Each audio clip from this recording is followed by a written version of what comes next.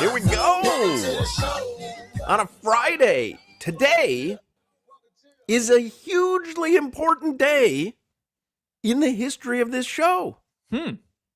History will be made on this show today. Our show? Our show. Uh-oh. You know. National High Five Day? Today, a monumental return to the show that we have been waiting for over 5 years. 5? 5 long, arduous years. In fact, it's probably longer because I think it was around COVID or before COVID or just as COVID was hitting. I'm going to go with the 5-year mark.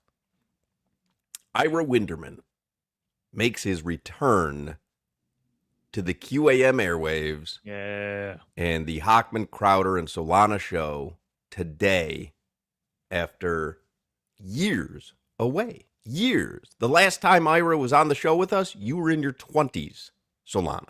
I was, yes, You're in I your was. 30s. I'm in my 30s now. That's a good point. It's been a long time. He was a mainstay on this show. Every week, Ira was on.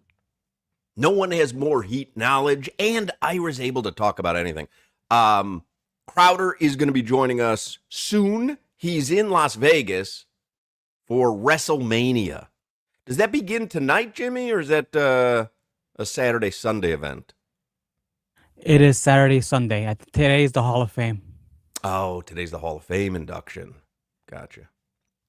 So every wrestler and everyone who's a wrestling fan is assembled in Las Vegas, including Crowder. As we know, he's a huge wrestling guy, or they're paying the pivot to be out there, and he's out there. But yesterday we had Josh Appel on with us, and I had remembered at the end of the interview that it was WrestleMania, and Appel's a huge wrestling fan, and he was talking about one of the wrestlers who is part of the storylines, a long-running storyline with ESPN now as well. Danhausen, do I have that right, Jimmy? The vampire, yeah. Yeah, Danhausen. And last night, he's peppering on my text with him and Whittingham, Appel, peppering us with videos of Danhausen. And I went from hating him. I went from absolutely thinking it's the worst character in WWE history to becoming maybe his number one fan. Of Hausen. Danhausen? Of Danhausen. It's one word, Danhausen. And he seems to just show up at places you don't really expect him to be there. And he doesn't talk like a wrestler. He talks in a very matter-of-fact tone. He's like, oh, hello, Danhausen. And then he goes on to, I curse you. Right? Is that what he says, Jimmy? No, he goes, you are cursed. You like, are cursed. But it's not even like this big production. It's he just does it like, with his hands. You are cursed. Like, but he's very matter-of-fact about everything. Anyway, I love this Danhausen guy. He just shows up. He showed up on First Take this morning. Hi, I'm Danhausen. And then he puts a curse on Stephen A. Smith or the Knicks. I forget which one. And then, like Danhausen always does, he's just gone. And Stephen A. Smith is like, where did he go? Where is he? Yeah, I saw it today on First Take. He's a grown man in makeup, dressed as a vampire, putting curses on people. I'm not, look, I don't yuck anybody's yum, Hawk. Like, I'm not a wrestling fan, but I get it. You know, Jimmy's a huge wrestling fan. I don't want to hate on it. I don't understand this Danhausen character. He's not a wrestler. He's not even wrestling. I'm telling, does he wrestle, Jimmy? I haven't seen him wrestle like since. Oh, he doesn't wrestle? No, I haven't seen him wrestle since like AEW when he was there. But does he wrestle, or does he just show up and put curses on people? Well, he does that too, but yeah, he wrestles. All right. See, somebody puts on the chat, same here. I'm telling you, Solana, I felt the same as you. This guy goes, same here. When he debuted, I was furious. Now he's in my top 3 favorites. I'm telling you, Appel's peppering me with videos. And I'm going, this is awful. Every response, this is getting worse. I'm going to block you, And then the more I buy into the bit, oh, hi, Danhausen. And like, I just love, I think it's the character I would play in wrestling. Because it's you would so play... not over the top that it's silly. It's so matter of fact, and he's a vampire. I don't know. Yeah. Somebody says he's wrestled one time and he won. So the guy doesn't even wrestle? That's funny. He's there to entertain. He entertains me now. I am so into Danhausen. But what is it? Just the bit that he's playing this persona? Yeah, no, I see you, Jimmy. I saw the video. He curses you. Yeah, no, I get it. It's not like this big flourish or whatever. It's just like, I curse you. Or you are cursed. So, Jimmy, everybody he curses loses? Is that how this ends up working? Well, the first after his debut, there's a guy that has the Intercontinental Championship, and he rejects Danhausen and he curses him and he loses the belt. Yeah, Grande Americano. I watched that clip today because Hoch is telling me how much you have to you're gonna love this Danhausen character. I'm like, okay, I'll buy into this if it's genuinely worth it. And the Grande Americano guy upset me because he's just an American dude, an English-speaking American dude, pretending to be what, a Latino? I don't understand it. A luchador. Oh, he's pretending to be a Mexican luchador. Yeah. Right, but he doesn't know Spanish. I guess that is pretty funny. That's funny. Yeah, but there's two. There's the original and there's like a phony one. Hi, Danhausen. It's just funny to me. I want to give that to DBJ next football season. Write that down. And then also, you are cursed. To Joe. Joe, you are cursed. That'll be great. Put that on our list. All right. Hi, Danhausen. Joe, you are cursed. That's funny. Anyway, Crowder will join us today. Ira Winderman will join us today. I'm so very excited to be able to say that again. Jack McMullen, radio voice for the Miami Marlins. He's going to join us today. We are less than 1 week away from the NFL draft. And it gives us an opportunity to revisit some of our NFL draft stories, which is one of my favorite things that we do all year. And today, if we have time, we'll hear Twan Russell's NFL draft story, which has an amazing twist in it. He actually gets called by a team, and the general manager goes, hi, Danhausen. Isn't that crazy? What are the odds? So we've got NFL draft stories. We've got draft day coming up next Thursday. Big day, and it'll be a big week of shows next week. But again, we are going to talk Heat this hour with Ira Winderman, whose voice has not graced the QAM airwaves in 5 years. Someone wants to know, is that Mike Budenholzer? It is indeed Mike Budenholzer, Solana, and Jimmy. When I see Mike Budenholzer, I always go, God, that guy looks like me. You pack on a couple pounds, Hoch, and you are Mike Budenholzer. If there was ever a need for a Mike Budenholzer lookalike, I'm the guy. Halloween's coming up in a couple months. I know what you should be. You should be Hi, Mike Budenholzer. Knock on doors, ring bells. Hi, Budenholzer. Did you see, the whole Giannis thing is happening, and Bobby Portis talked about how what Giannis wants is a guy like Budenholzer who can establish a culture. Didn't he have Budenholzer? He had Budenholzer. They won a title with Budenholzer, but maybe you're our piece to lure Giannis to Miami.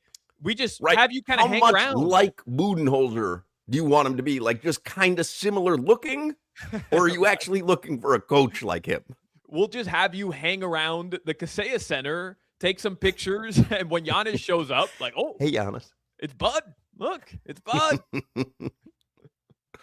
All right, let's do headlines here for the start of the show. It's brought to you by Doral Kia. You always pay less with your Pricito at Doral Kia. Visit them at Doral Kia or DoralKia.com. So the NBA playoffs begin tomorrow, Hoch, and we've got our play-in tournament games tonight. The Magic host the Hornets. The Suns They host the Warriors, but the NBA playoffs begin tomorrow. And there was a report in The Athletic this morning about LeBron James. Remember, Luka and Austin Reeves, they may not be available at all in the playoffs. LeBron and the Lakers are going to play the Houston Rockets. There's some stuff going on with Bronny James, which I think I want to get to at some point when Crowder's here, because Crowder loves an opportunity to just hate on that entire dynamic. I don't know why. Entire family. Loves hating on the whole family.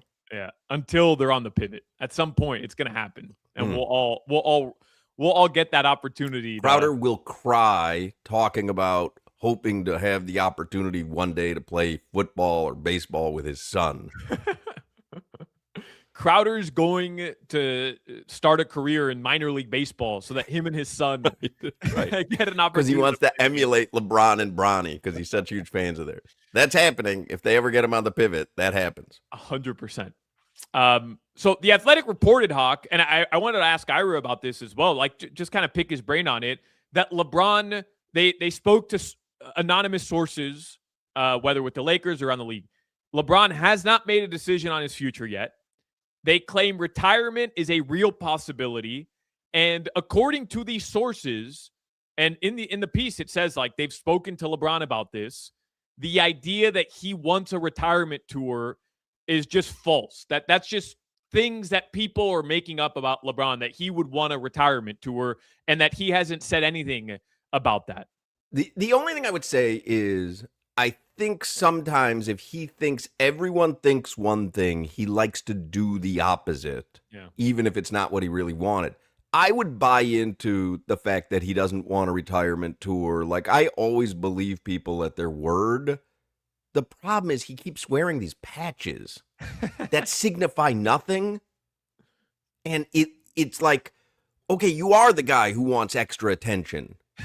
You know what I mean? Like, every game is a different patch for something he's done. And so if he's going to participate in that, it kind of leads me to believe that he would indeed want the tour. But is that the NBA saying, hey, LeBron, like, we want to make sure, like, we're honoring you? Because if you really take away what we know about LeBron and how much we know he does love attention, I don't think that's me hating. Like, we know that about LeBron James.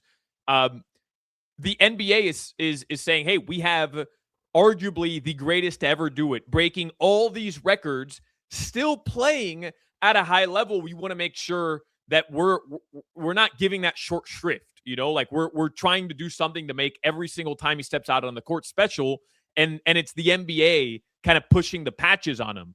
And I could see that too. Where but he could easily say, nah, that's stupid. I don't want to do that. Just like the Lakers could have said, hey, we're not going to raise a banner for the tournament. The tournament. You know what I mean? Like the team and the person can decide. It's not like they're asking Duncan Robinson to wear a patch, and he's not going to say no. LeBron. Yeah. Well, they also add that if LeBron were to leave the Lakers, he's not going to retire, though, right? There's no way. I don't think so. I think he's got one more season in him. One more, and he'll do the retirement tour. Of course. Of course. It's like when Trump goes, you know, I didn't want an airport named after me. It was someone else's idea. Oh, okay. We'll say no then. The report adds that if he were to leave the Lakers, and that there's no there's no real like hardcore evidence that now he wants to leave the Lakers, that the chemistry he built with Luka, with Austin Reeves before they got hurt, that there was some real chemistry there and whatever. But that the Warriors, the Cavs, and the Clippers are plausible destinations for LeBron, which makes sense. All right. The Lakers are going to play the Houston Rockets in the first round tomorrow. That is the night game at 8:30. You've got the Raptors and the Cavs opening things up at 1 p.m. The Timberwolves and the Nuggets, which is is an awesome series, at 3:30. The Hawks and the Knicks. The Knicks might be cursed, courtesy of Danhausen, at 6 p.m. And then Rockets. Somebody puts on the text line, I've never watched wrestling in my life, but I followed Danhausen for the last few years on social media. I don't know what it is, but it makes me laugh. That's how I feel. I don't know why, but the bit is great. Hello, Danhausen. Then I'm telling you, I'm going to follow this guy on social media. It's a brilliant character. He's tall, right? He looks like he's like... Looked small to me. on the first take set, he looked small, but I couldn't tell if he was like crunched over. But in the video that Jimmy was just talking to us about with the wannabe luchador, he was like kind of towering over him. So I don't know how tall he is, but he just looked like a big dude. But that's why I'm fascinated that he doesn't wrestle. Like, I don't understand. So they just have a guy. Learning this now. I can't believe this. He's 6'7". Danhausen? Yeah. Yeah, he looked massive in one of those videos. Actually, no. He's closer to 5'10". I got fooled. What? He's 5'10" to 5'10" is a wild difference, Jimmy. Yeah, it is. Did you interview? Crowder just signed in. Did you interview Danhausen? Oh, he's got to get all set with his sound and stuff. I'm going to him prematurely. Oh my God! I just opened Danhausen's like Instagram stories. You know how the dots at the top are so small because there's 15,000 of them? Right.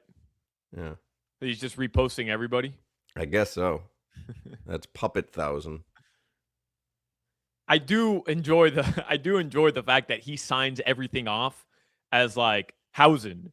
So any word that he wants to say, like agreed Hausen or sure Hausen, like any word he wants to do, he just puts Hausen at the end, which that does happen to be a funny bit. The whole bit is funny. I'm so in on this. Well, I'm out Hausen. I also like anytime Crowder signs in, you hear at some point. Yeah. Which if you were listening closely, you heard. He just kind of like withered away from the camera. Well, he had no headphones. And then he's got to figure out, like it's his first time. He's got to figure out where the drop down comes from. It's adorable. He is adorable. Yeah. Crowder, Danhausen. No, can't hear me. No. Yeah. I'll work on that in the commercial break because we're up against it anyways. The Marlins do open up a series tonight. They're at Lone Depot Park, and they're going to host the Milwaukee Brewers. Jansen Junk is on the mound. Your first pitch tonight is at 7. They'll play at 4 tomorrow. And on Sunday, it'll be at 1:40 p.m. Game tonight on the FM. Yes, sir. FM 104.3 WQAM. The playing tournament games will be back on Prime tonight. Magic hosts the Hornets at 7:30. The Suns host the Warriors at 10. Hockey playoffs start tomorrow as well, Hawk. And I wanted to open up with this. I just kind of glanced over it, glanced over Hausen. The Panthers will keep their pick in the upcoming NHL draft. Yeah. Top 10 protected. Shout out to the San Jose Sharks who beat Winnipeg Hausen. And Winnipeg, you are Blues. Cursed. And the Blues who beat Utah Hausen 5-3 yesterday. So it's the fun, Cats, right? Yeah, it is kind of fun. The Cats, the season ends with the 8th worst record in the NHL. They'll have a 6% chance at the number 1 overall pick. They can pick either 1st, 2nd, 8th, 9th, or 10th, but the Cats will retain their first round pick this year. All right. That is good news. Yeah. All right, guys. Your weather in South Florida right now, it is 84 degrees, a little warmer today than it's been the last couple of days. Tonight, the lows will be in the mid to upper 70s. This weather report was brought to you by Tornado Roofing and Contracting, helping homeowners stay safe this storm season. Visit tornadoroofing.com for a free roof and window estimate. It sounds very good to be able to say this. Ira Winderhausen is going to join us in the next segment. We can talk some Heat with Ira Winderman from the Sun Sentinel. Crowder will be there in the next segment as well. Make a plan to spend a day enjoying some horse racing at Gulfstream Park in beautiful Hallandale Beach. There's live racing Thursdays through Sundays through the entire month of April. Cirque du Soleil, that closes next week. So if you want to go see it, it runs through April 25th. You can get your tickets right now at GulfstreamPark.com. It's right there under the big top at Gulfstream. Mark your calendars for the annual Kentucky Derby Trackside Watch Party, Saturday, May 2nd. You can get your tickets right now at GulfstreamPark.com/events. It's such a great spot to watch the Derby. Gulfstream Park, not only a perfect day of racing and fun, it's also a perfect venue for groups, events, and private parties. They host groups from 10 to over 1,000 people. Make it a day this weekend at Gulfstream Park. Nothing better than a beautiful South Florida day, betting on some horse racing, enjoying the great sights and sounds and food at Gulfstream Park. Get all the details at gulfstreampark.com. You're listening to the Hoch, Crowder, and Solana Show. I love the colonoscopy.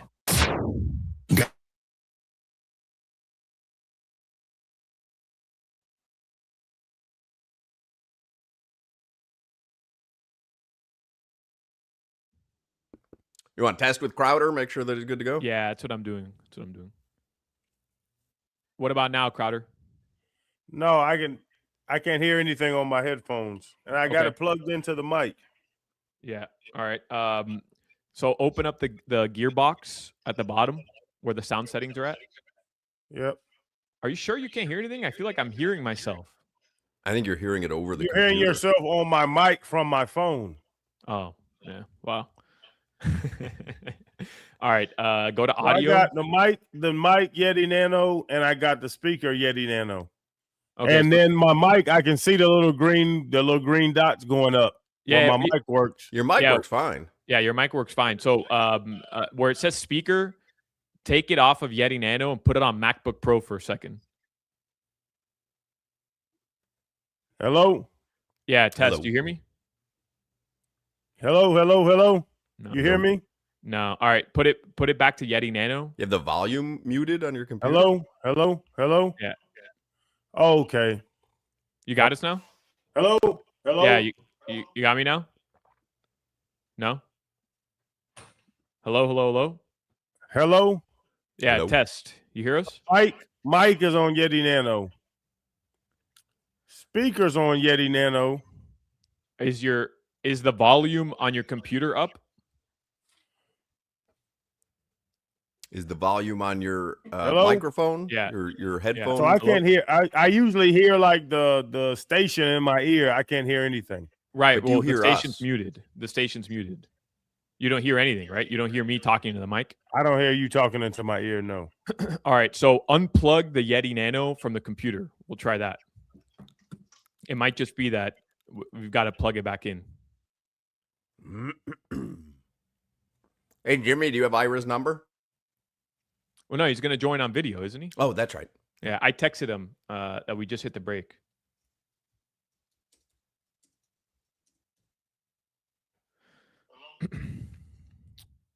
All right, you have to unmute yourself. Unmute yourself on the.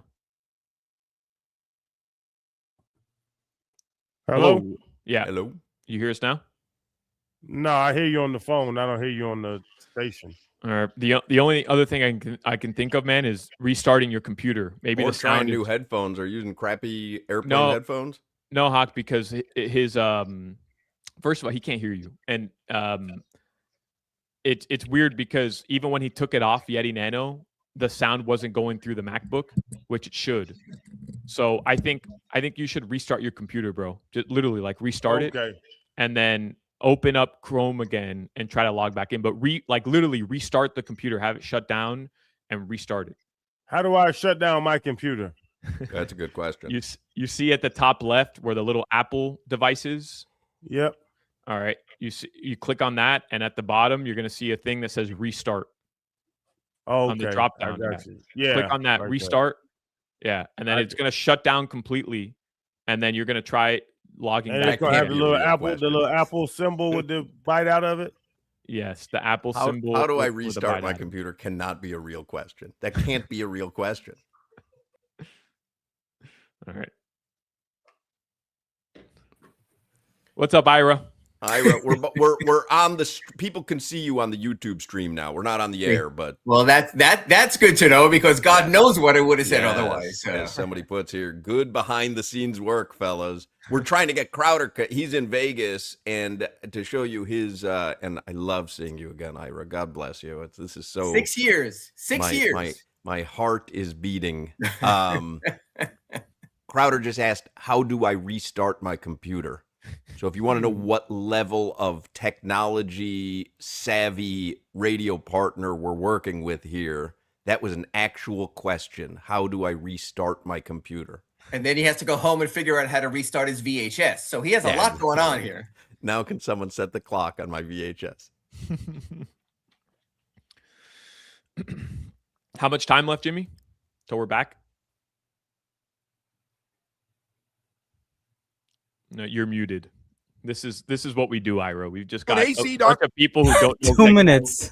So that's crazy. So when you off the air, everyone can see. You get No, like we break? normally don't do this. Right. We only did this to try to get Crowder connected because he was having troubles in the last segment. Okay. Normally, I was going to give you the full business on top, fun on the bottom kind of, but now that I know we're actually live somewhere, you're not getting that today. No. Just normally we have this graphic up and the station's just muted, so we mute the commercials. Sure. Yeah. AMA with Ira. Ask him anything. Whatever you want. Do you think that I look like Mike Budenholzer? Yeah, not too far off. Yeah, sure. I know you both had recent DUIs, so that makes sense. Ira, I told you we were on the air. We're on the air.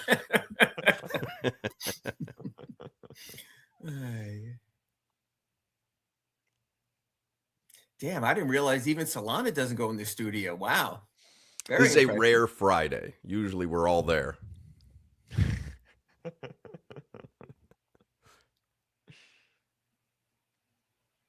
Once your name gets put on the show, Ira, it's a little different. Yeah. Uh-oh, here we go. Let's see. What's up, Crowder? You hear us now?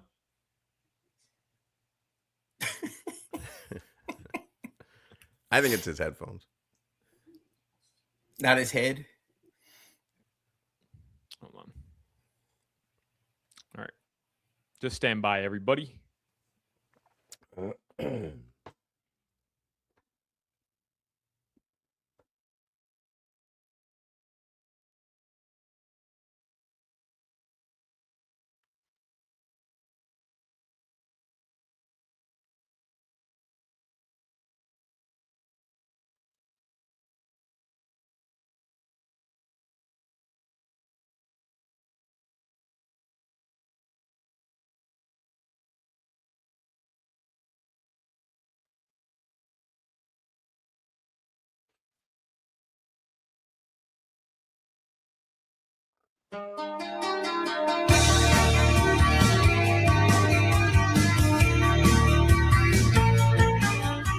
Remind everybody before we get to Ira here, which is very exciting. QAM's Whiskey, Stars, and Cigars, presented by Edmore Sawgrass Auto Mall, returns Friday, May 8th.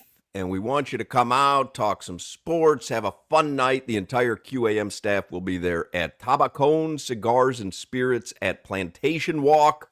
You can enjoy a nice Scotch whiskey from Johnny Walker and a smooth cigar from Drew Estate. The event is free. You just come on out. You can get all the info at WQAM.com. Got to be 21 or older. It's May 8th, Tabacone Cigars and Spirits at Plantation Walk.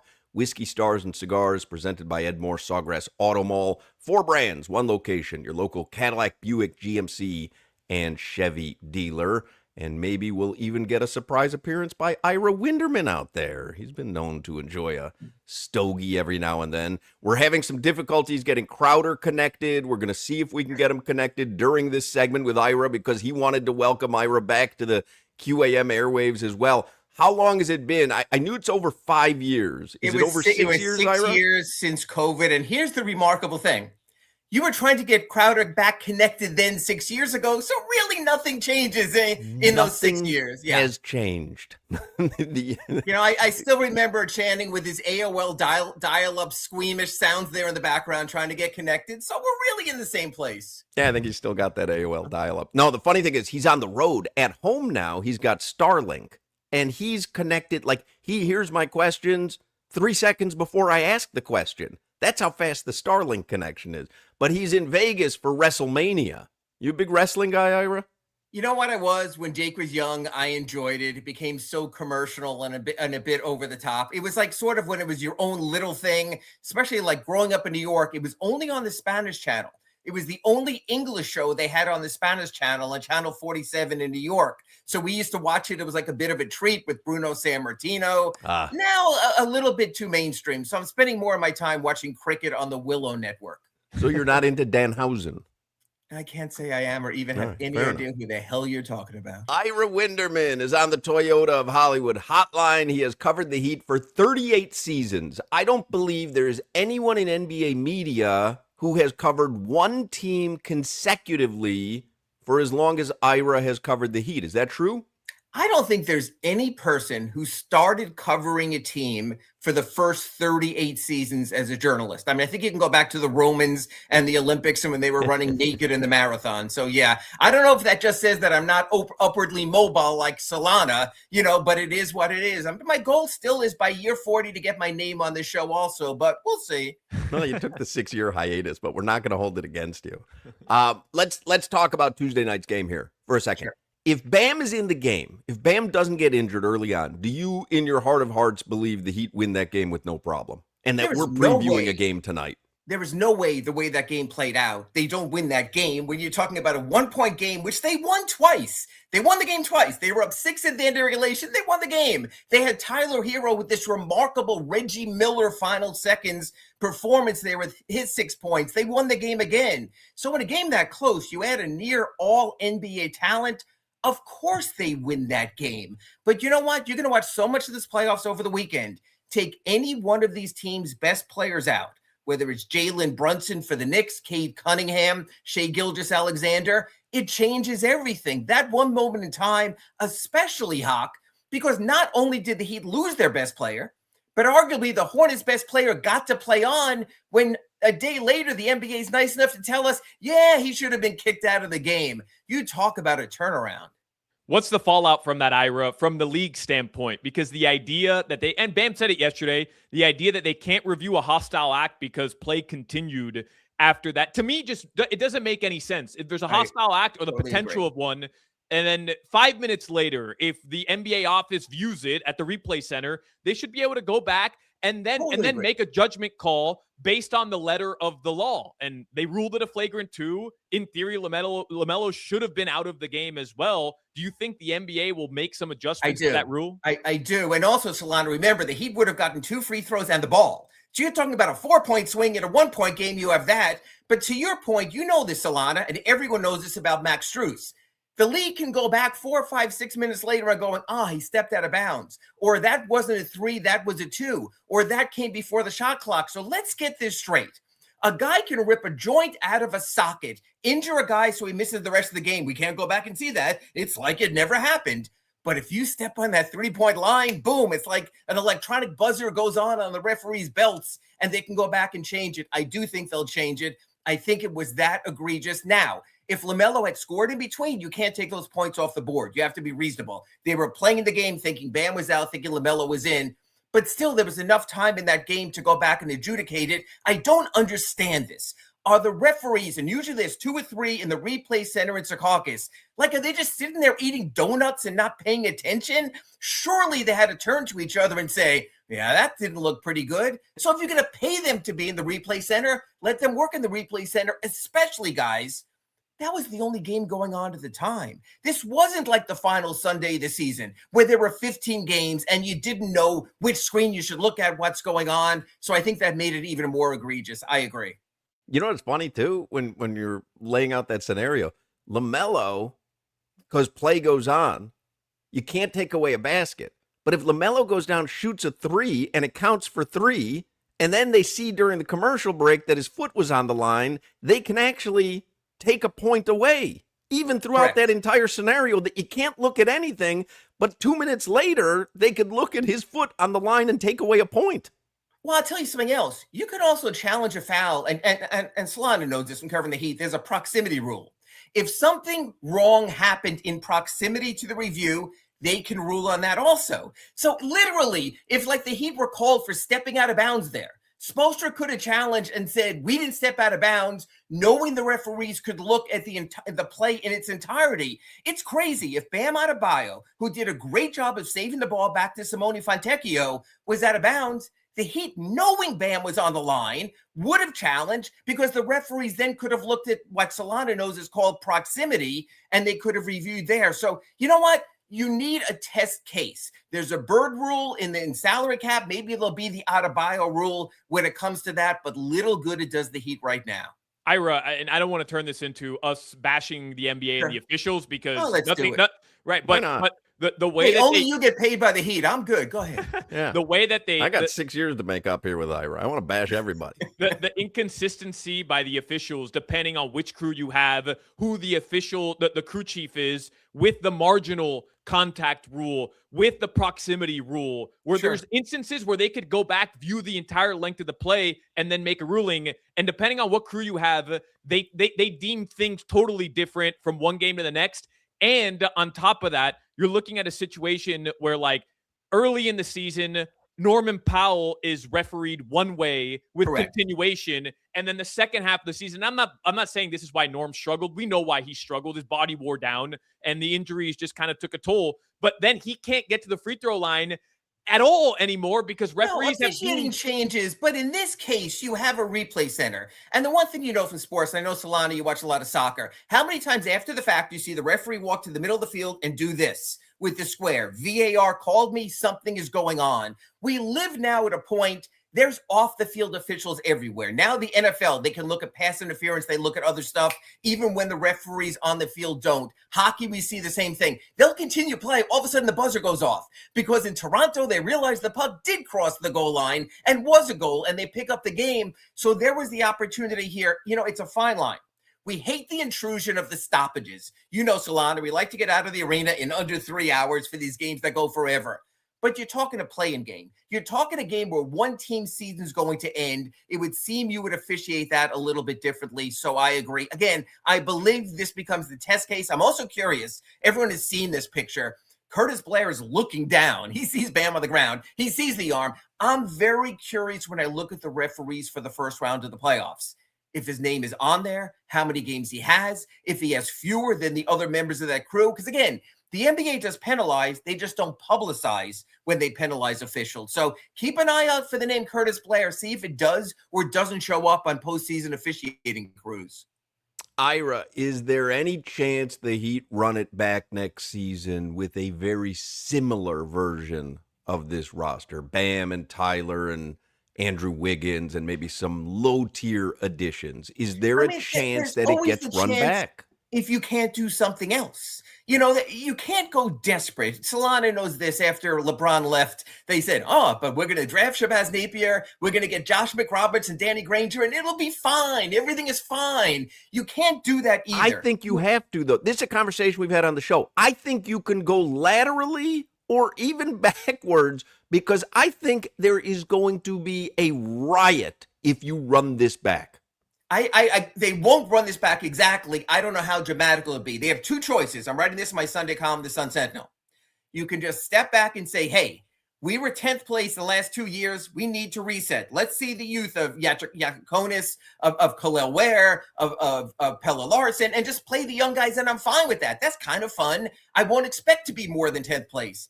But as you guys know, because this drives ratings also, you have names out there like Giannis, like Kawhi, like Ja Morant. There's 3 names out there that are going to be in play through the draft and beyond. So the Heat have to make a decision. We know who they are. They always go big. They're going to make the chance. People go, but Kawhi's in his 30s. But, Giannis is in his 30s. So was Shaq. So was Jimmy Butler when they got players. They were in that range. So the opportunity is going to be there. It's a question of the value of the Heat's assets. I don't mind seeing the kids. I love seeing players develop. I'm patient. When you do something for 38 years, you're kind of patient. So I could wait on them. But I know Pat and I know the Arisons, and they want to fill that building and they want to create interest. There are as many top-tier names who could be traded this offseason as I can remember. What you can't do, Hoch, is this.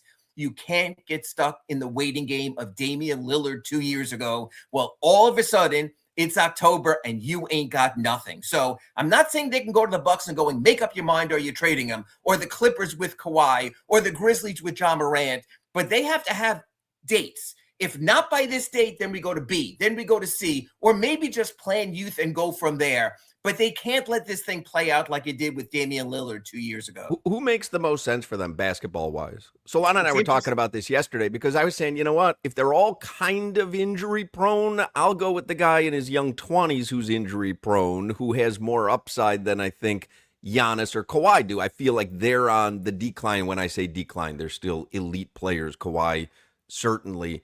But I almost feel, I think I may have talked myself into it as Solana and I were talking about it yesterday. I may have talked myself into Ja making the most sense as the big whale. Well, I see, but he would be the little whale because you wouldn't have to pay as much. As a matter of fact, if you've been reading the stories, the ones on ESPN, he's almost looked as a negative asset, that the Grizzlies would have to throw something in with him for all the trouble he's been, 2 years left on his contract. So I tweeted this out the other day. If I can get off Nikola Jovic's 4-year contract for Ja's 2-year contract, I can alleviate a problem. They can alleviate a problem. Yes, I'm taking on $50 million, but I'm offloading $16 million and increasing thereafter. So I could see someone like that, of all those players, to be the best fit if he decides to show up for work. I think Kawhi is the better fit than Giannis for this reason. If you are going to start Giannis and Bam and say Andrew Wiggins, you're not going to have the shooting. You're not going to have that go-to guy. When we saw Tyler throw up that 3 at the end of regulation, Kawhi Leonard is a cold-blooded Jimmy Butler-like killer in those situations. Now, is he going to show up for more than 40 games in the season? That's another question. I think the fit for what the Heat have now, and to fit someone in, I would say Kawhi, and I have heard from someone close to this situation, the Clippers have had enough. They moved off James Harden. They're looking to move off Kawhi. They want to get stability. So I think Kawhi would be fascinating. Ira, going back to your point regarding the waiting game, the Heat should have certain dates, and if what they want done doesn't get done by that date, they should move forward and go for plan B. Is that the biggest mistake leading up to the trade deadline? They put all their cards in on Giannis, understandably so, but when push came to shove, the Bucks got cold feet, and the Heat had no other lateral moves to make before the deadline. But remember, at midseason, the Heat also didn't stink. At midseason, we didn't say, well, this is going to 10th place. We're screwed. Got to do something. Remember, Solana, there's a 7-game winning streak there. They were feeling good about themselves. It's a different spot. When you're coming off consecutive 10th place seasons, there's no logic that tells you you're going to be better. A matter of fact, gentlemen, and I wrote this for my Sunday column in the Sun Sentinel, I'm not sure they'll be good enough for 10th place next season for this reason. The Indiana Pacers are going to go from 14th in the East to number 2 or 3. They get Tyrese Halliburton back. They get Ivica Zubac for an entire season, not just 5 games. Pascal Siakam again gets to be a number 2 instead of a number 1. Pacers are going to zoom past them. Look at the Wizards. They're going to play to win. With Trae Young and with Anthony Davis, they're in it not to be the lottery team they were. Next year, at this point, we might be saying, damn, Ira, they were so close to 10th place if they only won on the last weekend of the season, which goes back to what Hoch was saying at the top here, is that they've got to do something because in the East, which has gotten so much better, if you're staying in place, you're falling behind. And let's not sleep on the Bulls because it'll be Matas Buzelis' 3rd season, and this is the breakout season. This is when Matas becomes the next MJ in Chicago. As long as Josh Giddey doesn't find any more young girlfriends, I'm all in on that, but that's another story for another Unfounded. day. That's all unfounded, Ira. How dare you? Your son's wedding, Ira Winderman, it is such a glorious day to have him back on the show. Your son's wedding, I know Solana and Jimmy heard me say it when I came back on the air the Monday after your son's wedding. Your son's wedding was fantastic.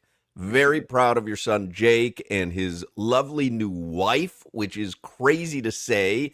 I got a delightful thank you card from them over, I think it was Wednesday or Thursday of this week. But that wedding that was thrown by her family and yours was one of the nicest weddings I've ever been to in my life. You know, and of course, now you have Solana and his Lake Como wedding and going to blow us all out of the water. So I understand that also. True story, folks. The wife told me, I don't care if the Heat play tonight. Again, when you book a venue, it's a year in advance. You don't know there's going to be a Heat game. It happened to be a big Magic game. So I try to sneak out a little because it's who I am to check a score on my phone, make sure no one's looking. And as I walk out, there are the Hochmans with his wife, Lori, taking her to-go cookie because you got to take it to go somewhere. They're heading out there. They're fully stuffed. I still have no idea what the food was at the wedding because I had to be nice and very un-Ira-like sociable for 4 straight hours. But I knew the Hochman got there to go, so I know he was going to be happy. Yeah, we kind of did the Irish exit too. You caught us leaving. Like we didn't say goodbye to And anybody. you We caught were me just checking the score, which is why none of this ever happened.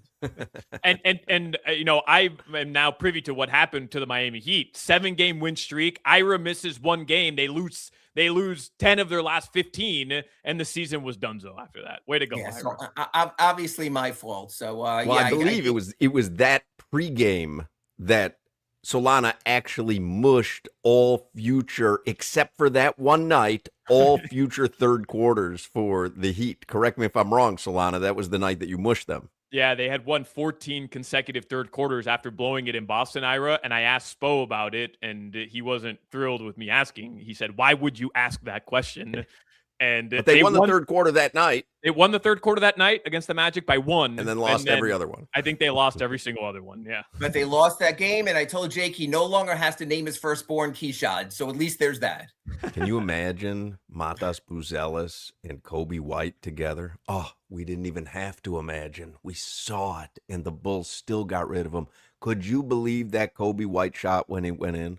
And it was defended as well as you could. And again, that's why I say they literally lost that game twice the way it played out. And people forget, Solana saw this, a lot of people did. Pelle Larsson was wide open heading down the court the other way when Davion Mitchell got that final play. If he literally throws the ball up in the air, Pelle catches it, lays it in, a completely different story. And the one thing I said, I went on Charlotte radio before that game. I firmly believe the winner of that game was going to make the playoffs because we see how god-awful the Magic can be when they're not playing cohesive basketball. So, yeah, I was thinking this morning, should have been in Orlando on the way up, should have been booking my Delta ticket tomorrow for Detroit. They were that close. But, man, that was a hell of an effort. But that was Davion's game to win. Can't fault Davion. That was his No, game when he to took win. it and he had the gonads to take the shot there. And you know what? Maybe there should have been a makeup foul for Bam, for Terry Rozier, for the first round pick, and everything that went wrong. I think the league blew it. The fact they're going to give the Heat the #1 overall pick, though, I'll be fine with that. From your mouth to God's ears. Ira Winderman, read his work in the Sun Sentinel. Make sure you have the Sun Sentinel app, sunsentinel.com, and follow Ira on social media as well. What a delight it was on behalf of my radio partner, Crowder, and me and Solana to welcome you back to the WQAM airwaves. And Crowder wishes he could be here, but he was unavoidably detained. Well, the fact that you fired Crowder to give me a job, I'm just all for it. So thank you, guys. Full steam ahead, like the Heat. I got to make moves. I can't be caught standing pat staying in place season after season. So. We'll see you, Ira. See you guys. Appreciate it. There you go, Ira Winderman from the Sun Sentinel. Cheetah Pompano. That's a great spot to watch a game over the weekend. They got VIP areas. You don't even have to watch a game. You can just watch the entertainment. 4 stages of entertainment. The most beautiful ladies in South Florida. You know Cheetah Pompano has that amazing complimentary gourmet lunch till 3 p.m. every day. Happy hour specials till 6. And don't forget, if you're planning a bachelor party, there is no better place to have it than Cheetah Pompano or Cheetah Palm Beach. You can get the details online or stop at one of the clubs this weekend and get details there. You say, you know what? I need to stop at the Cheetah because I got to do research for the bachelor party that I'm planning. Every day is a great day at Cheetah Pompano Beach, especially on the weekends. And make sure you visit Cheetah Palm Beach as well. Get all the details at cheetahsofl.com. This is Hoch, Crowder, and Solana. I have a package of frozen corn dogs in my freezer right now as we speak. I'm sorry to hear that.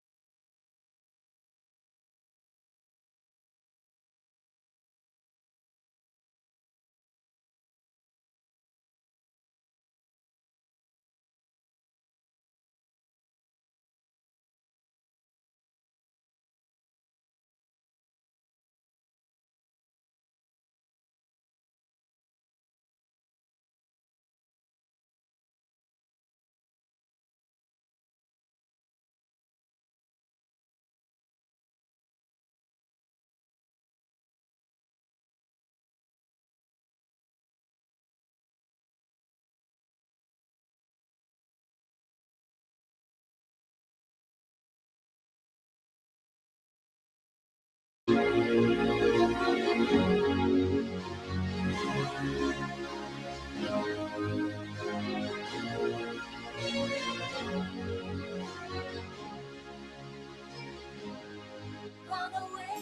right, 3 o'clock hour here. We had a funny text with Crowder during the Ira segment and during the commercial break.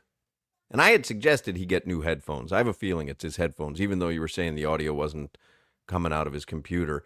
If you're watching on the YouTube stream, you've seen our technical issues with Crowder. He's there at a hotel in Vegas, and during the commercial break before Ira, we were trying to get Crowder connected. It's just a disaster. He literally asked Solana, how do I restart my computer? Now, do you know how technologically insufficient you have to be in 2026 to ask that particular question? How do I restart my computer? Because Solana had suggested, hey, maybe restart your computer, shut it down, let it, and he wanted to know how to do that. Anyway, we got a text from Crowder towards the end of the Ira segment.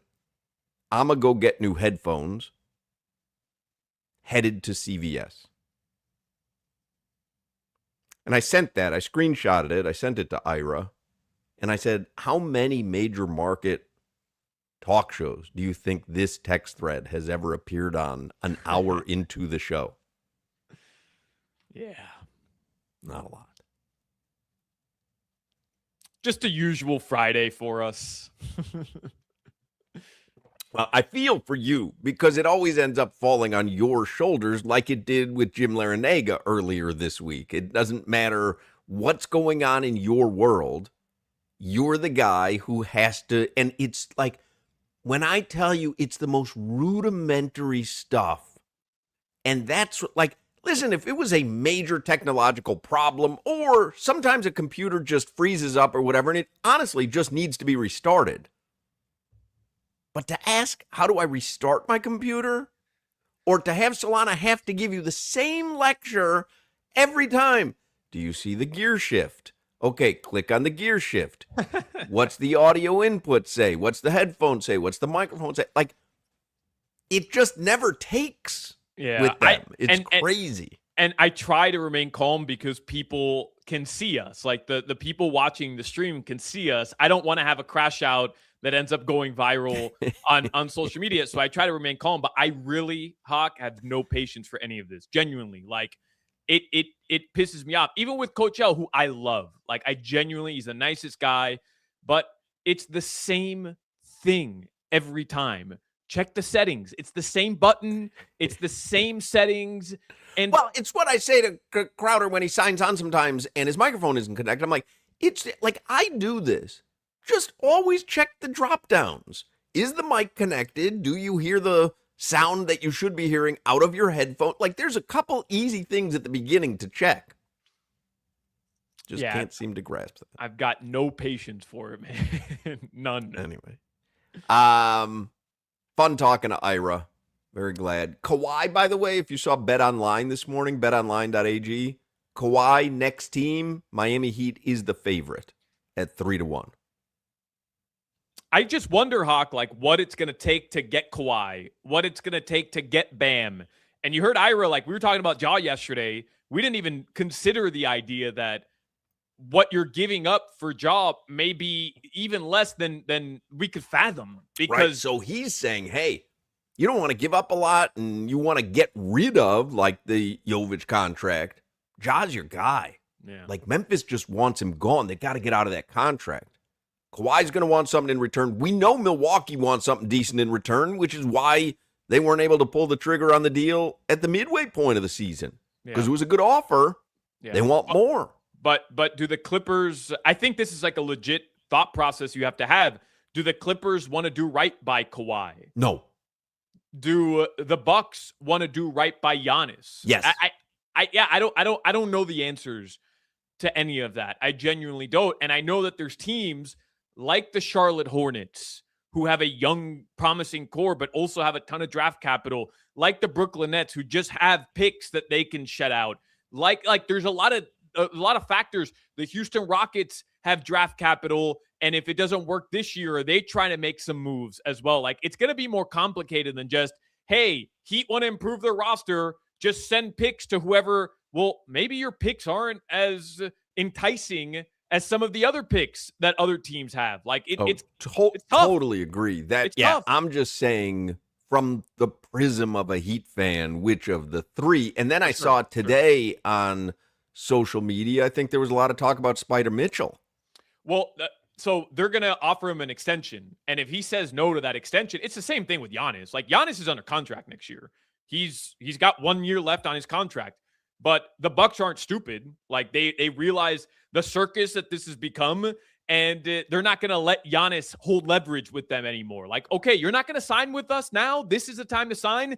Then we're moving you for whatever we can get for you because we're not doing this anymore. We're not going to risk another season of just crazy media circus and potentially lose you for nothing. And that's going to be the same conversation in Cleveland. I mean, if Donovan Mitchell's on the table, then I'm doing anything to get Donovan Mitchell over anybody else. Like, he and Bam Adebayo are boys already. That relationship is there. You've tried to get him in the past and you weren't able to. But think back to what the Cavs had to give up for Donovan Mitchell. He's still in the prime of his career. They're going to want something of similar value in return. Do the Heat have that type of inventory in terms of assets? I don't think so, Hoch. Unfortunately, I don't think so. And the Kawhi thing, I would love to see Kawhi. We talked about it. When he's on, he's on. But the Kawhi thing, he doesn't necessarily fit the Heat DNA. You know what I mean? Yeah, I mean, he's not playing through, an ailment. Nope. He's going to take significant time off during the regular season. Period. End of story. You're not changing who Kawhi is. Nope. And he's 34. He's going to be 35 next year. Yeah, I understand what Ira's saying because he is right. When you think about what Miami has to give up for Giannis, you just think about it. And then, to me, like, defensively, Bam, Giannis on the same team, that's arguably the greatest defensive duo in the history of the NBA. But what happens late in the game when you need a bucket? Like, who's the guy? Is it Davion Mitchell? Like, I mean, you have to think about that. Kawhi makes more sense alongside Giannis from that perspective. But I disagree wholeheartedly. I told you this yesterday. The Heat want to get away from guys missing games. Pat Riley is going to talk about it in his upcoming press conference.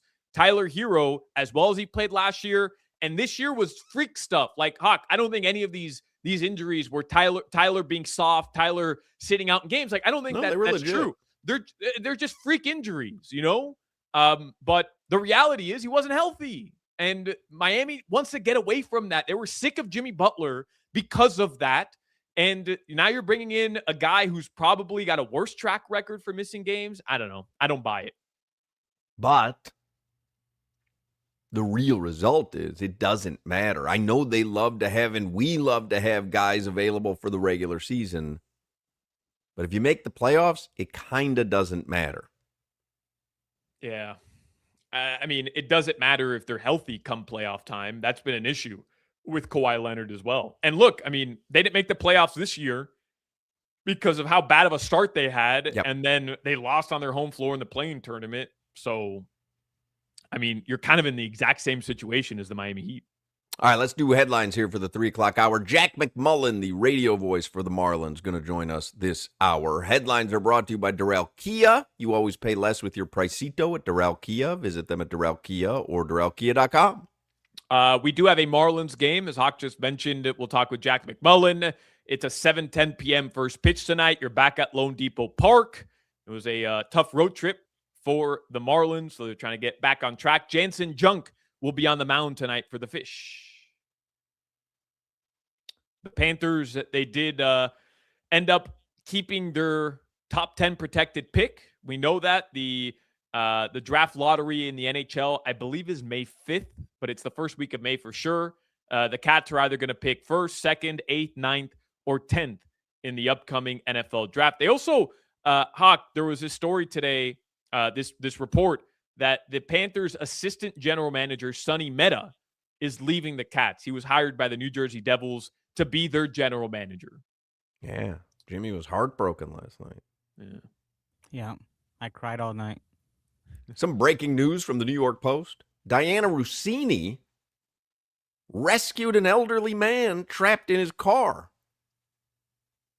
It's a wild story. After resigning from the New York Times amid a blistering scandal and a resulting media circus, Page 6 hears that top NFL journalist Diana Rossini mounted a daring rescue of an elderly man and his dog from an overturned Jeep. Local news reported around 5 p.m. Wednesday, a 17-year-old driving a Honda Civic turned onto a street in suburban Wyckoff, New Jersey, and collided with the Jeep, flipping the 4x4 onto its side. According to the report, the 73-year-old driver of the Jeep and his dog were stuck inside. Enter Diana Rossini, who, just the day before, had quit the Times amid an internal investigation. An eyewitness tells us that Rossini was driving along the same road as the Jeep, and the accident happened right in front of her car. She ran out and had a taller man put her on top of the Jeep to open the door, and she and the other guy pulled the driver and his dog out of the Jeep. Police arrived soon after. Wow. How about that? That's crazy. Crowder says it's not working with a C USB thing. Yeah, I'll talk with him in the break. It is because his mic was working fine, but Whatever. I'll get with him. Seething. That's a crazy story. That's a crazy story. Would you, Hawk? And like if you saw something like that on the highway, Right. I like to think that I'm man enough. I'll jump out and I'll go save whoever. I like to think I'm that guy. I don't know. I will absolutely stop and save anyone who needs it after I've watched for a few seconds to see if anybody else will do it. if no one else is around and doing it, I'm your guy. Yeah. But if there's anyone who's offering their services, zoom, I'm out of there. Man. Because that's like, you don't know if that car is going to explode. You know what I mean? Like you don't know. Are you there in time? Are you see gonna... these videos of like people pushed onto the subway tracks by crazy people, and then someone will jump onto the tracks to pull them out? Mm-hmm. Like, would you do that? I mean, I'd like to think that I'm built for that. Yeah, me But too. I have a you bad don't back know. though. Right. Yeah. Plus, if you walk away, they'll just think it's Budenholzer. I mean, you're good, bro. You're good. And then there's a story in Page 6. Mike Budenholzer drives away from accident on the highway. Diana Rossini has to step in. Jimmy, you'll jump onto the tracks, right? For somebody?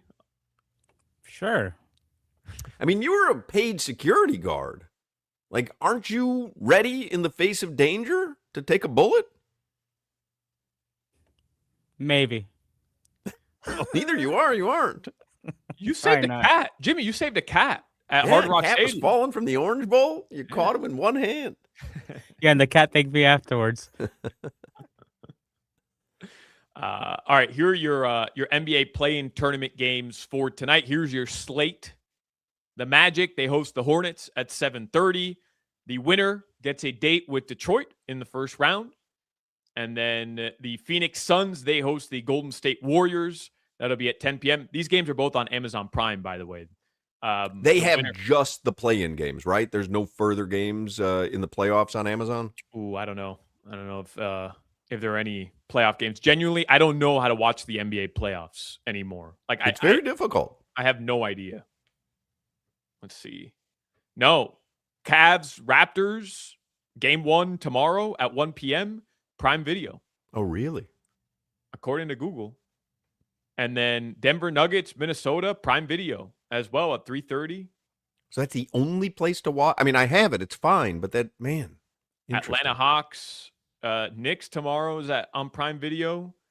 And then the late game is on ABC. The Lakers and the Rockets is on ABC. So you're telling me in round 1 of the NBA playoffs, there's only one network game tomorrow? It looks that way. Wow.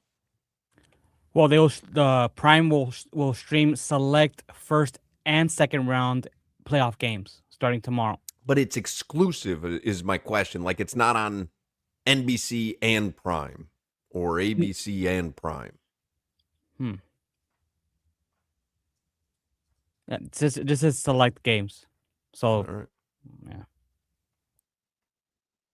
Yeah, let's see. I'm looking up the schedule here. Philadelphia, Boston tomorrow. Game 1. Oh no, that's Sundays on ABC. Yeah, tomorrow Atlanta at New York. Prime Video only. At 6 p.m.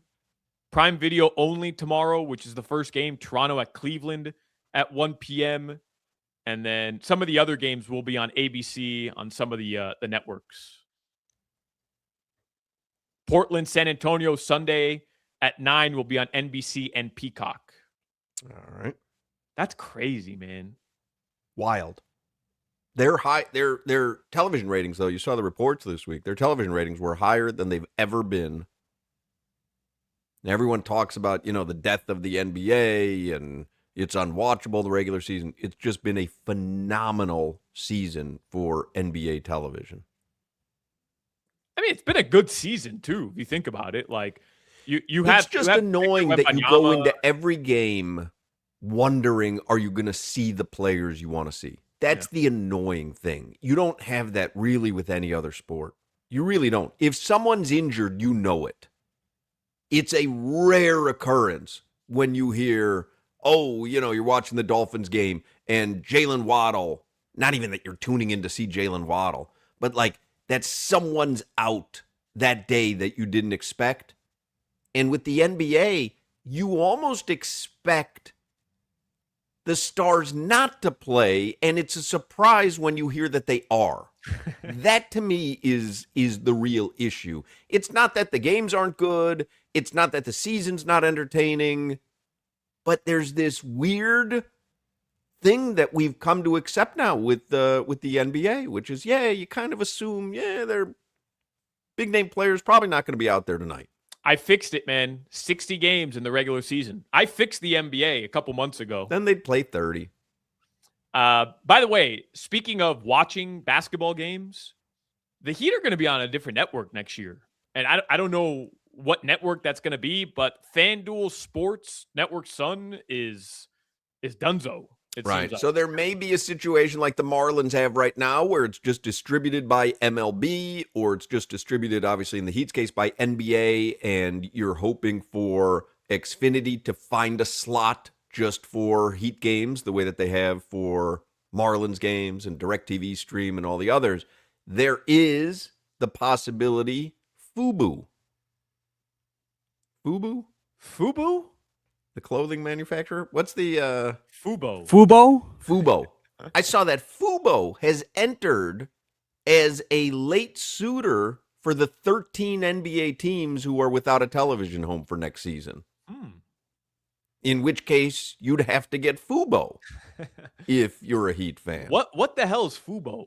Like, I know you can watch TV on there, but is it it's YouTube like TV? Getting DirecTV Stream. You can get Fubo. Oh my God! So they've got all the networks and all the it's just another cable provider, to use old terminology. Hoch, it's too much. It's too much already. Honestly, like I have to. You would get rid of YouTube TV or DirecTV Stream or Xfinity, and you would watch all your stuff on Fubo. Yeah. But does Fubo carry the Marlins games? I don't know. Yeah. Do they carry Scripps and the Panthers games? I don't know. You know what I mean? Like, so then you're doing this. It's too much. Tobin was railing against FanDuel, not the Heat's broadcast crew, obviously, but like the app and the service of FanDuel. And he said, I canceled it the second that Sunday game was over. I did the exact same thing. I went right onto that. But you had the app? Same. You didn't get it through TV? I don't know what I had. I was just able to access FanDuel on my phone or on my laptop, wherever I was. I was just paying $20 a month. Oh, okay. So because I was getting it through the DirecTV Stream. No, I had it. It was just a channel. No, I bought it on their website. I got you. But I was doing like the $20 a month one because I had last year I had the Marlins and the Heat package. Right. But then the Marlins weren't there, but I was just too dumb to cancel it and get the Heat only package. And I said, F this. I canceled it that day. Done. Subscription over. Don't ever want to deal with them again. Text line. I had no clue Jimmy was the guy who caught the cat at Hard Rock. It wasn't him. He was working security that day though at Hard Rock. Weren't you? No, I know. I attended the game. I had a ticket. I don't know. I think you walked in with your security badge. I love that we just created a story about Jimmy and the cat. I don't even remember. But we did it that week after. We've stuck to it for a few seasons now. Yeah. You're a hero, Jimmy. Thank you, guys. Your weather in South Florida right now, it's 84 degrees. Tonight, the lows are going to drop into the upper 70s. Right now in South Florida, might be raining by you. I know in parts of South Florida, there's rain expected later tonight. Just a heads up. That weather report was brought to you by Tornado Roofing and Contracting, helping keep your home and family safe when the storms roll in. Visit tornadoroofing.com for your free roof and window estimate. All right.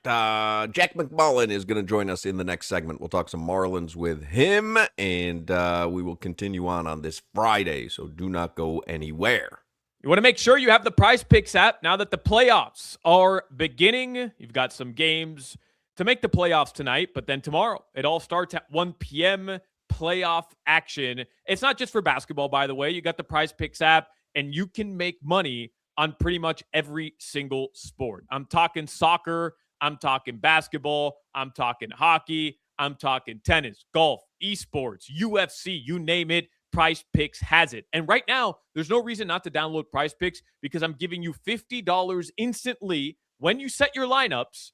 All you have to do is play one $5 lineup. That's it. So you play a $5 lineup, and then you're going to get $50 instantly. Just use my code, Solana. And if you've never used the app, you don't know what I'm talking about when I say set your lineup. Here's how simple it is. You're picking more or you're picking less on 2 to 6 players and their stat projections. That's it. You pick more or you pick less on each player.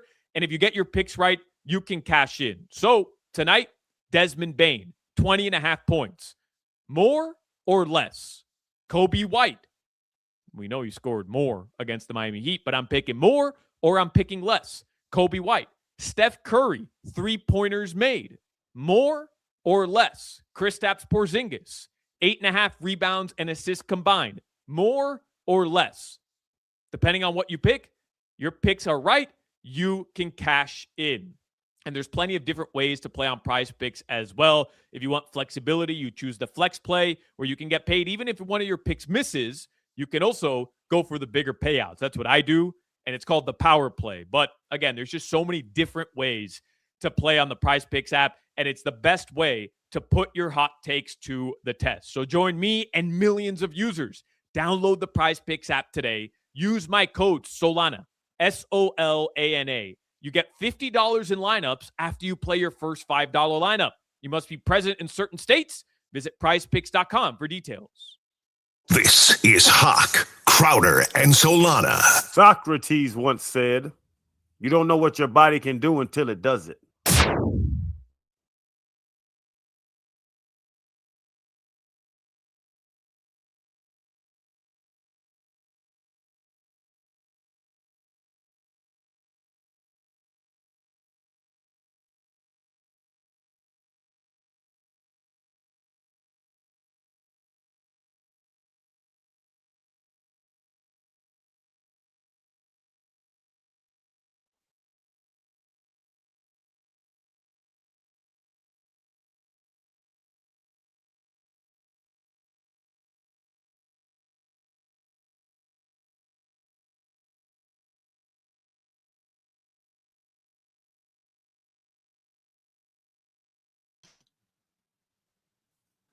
Hey, Jack, you got me?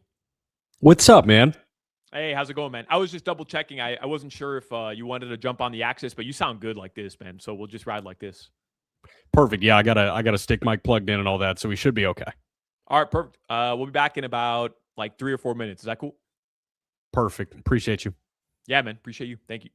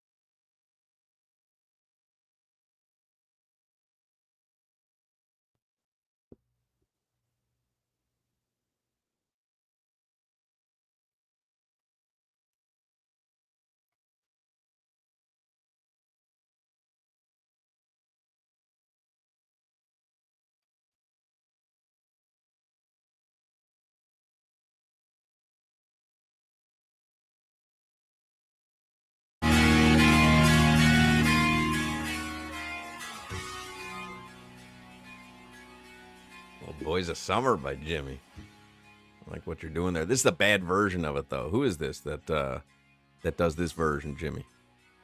Atari. Yeah, the Ataris. Got to do Don Henley, right? Didn't Don Henley do Boys of Summer? Terrible. No idea. Damn it, Jimmy. Come on. Terrible. No, this is your era, Solana. You're supposed to like the Atari's version of Boys of Summer the way that you think Smooth Criminal. Alien by, Ant Farm.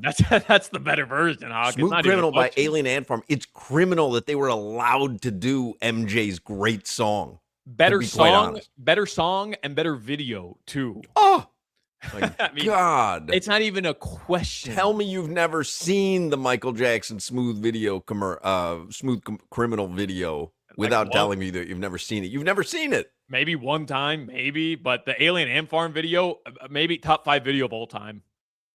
Somebody putting on the chat, where did Crowder go? I think we've given him the day off now at this point. Can you bring up his video? We have video of his room in Las Vegas. Is it safe to bring it up?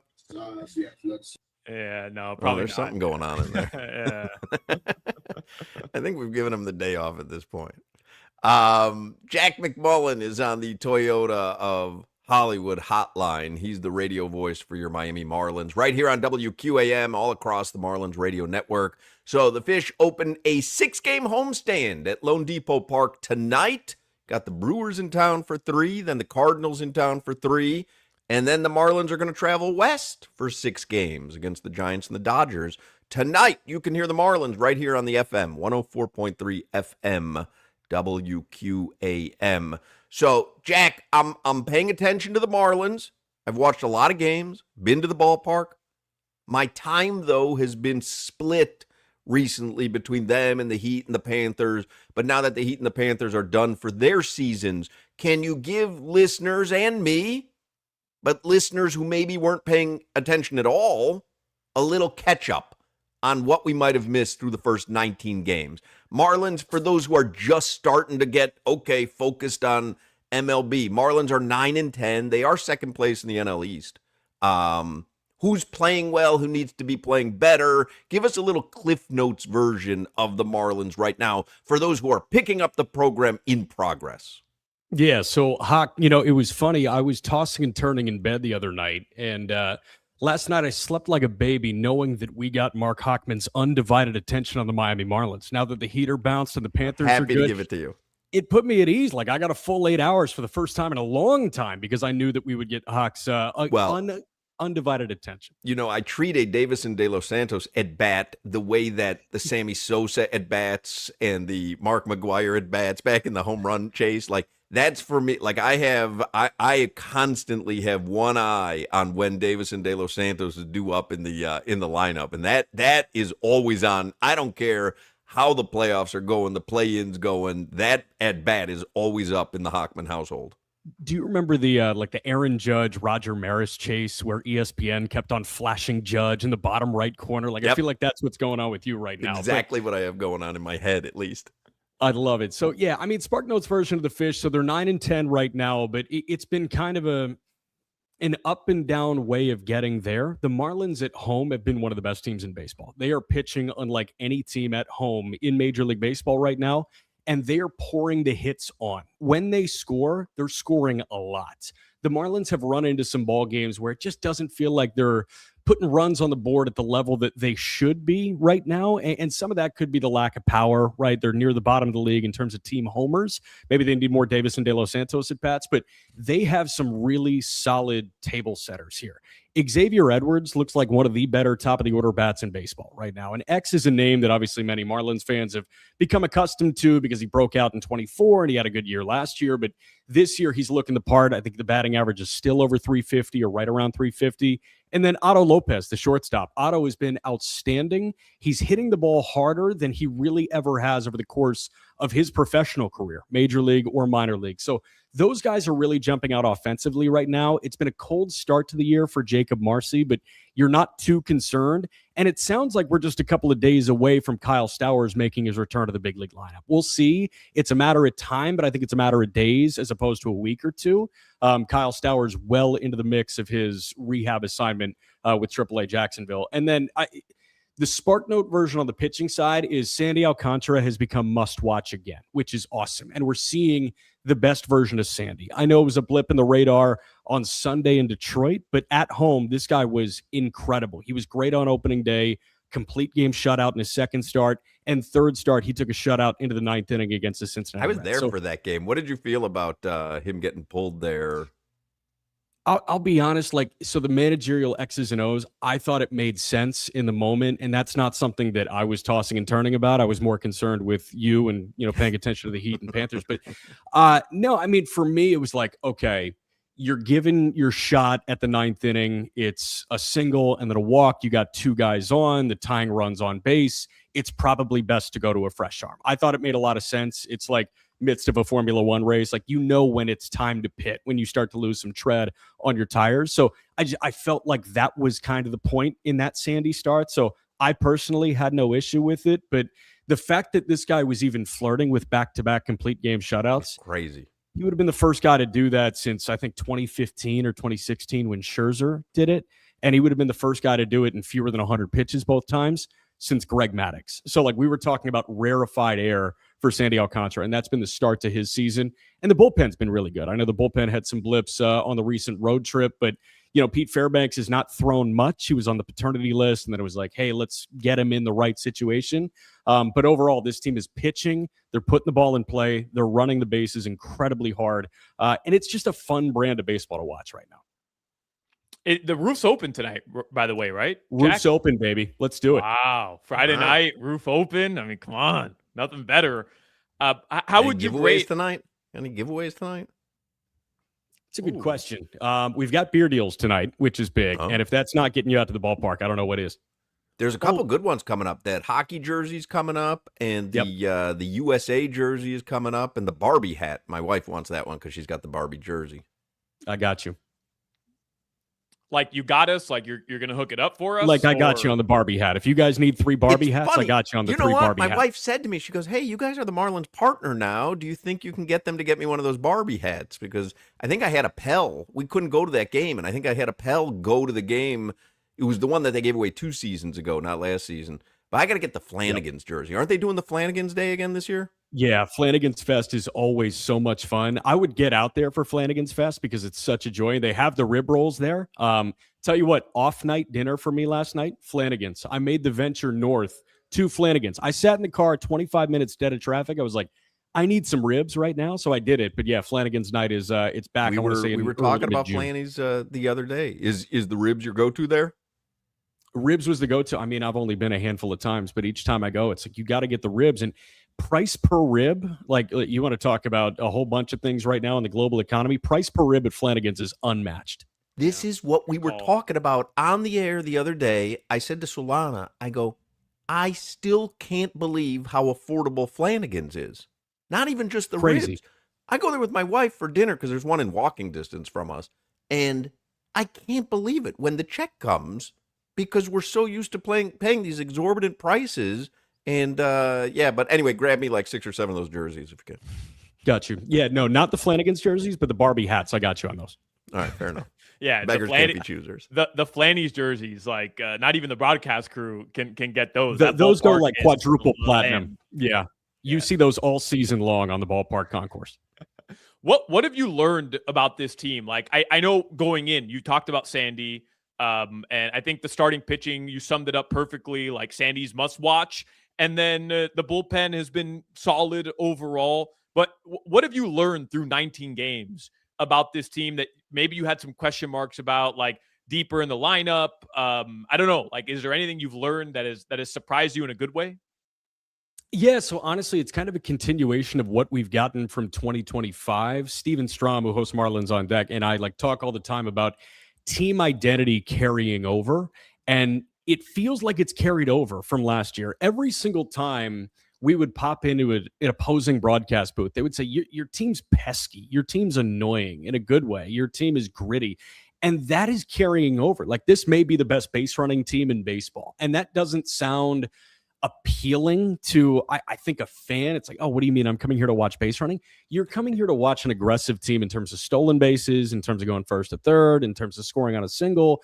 It's this relentless brand of baseball so many guys' jerseys are going to be dirty by the end of the night. And it's fun because the crowd will like get into it. It's a matter of aggression, and how aggressive can you be? Can you push the limits? You might get caught a couple of times, but it just feels like they play a foot on the gas and no brake pad in sight, or no, brake in sight type of offense. And defensively, you see it too. I mean, guys are laying out, got a fun defense to watch, and guys are putting the ball on the ground, and magic is happening.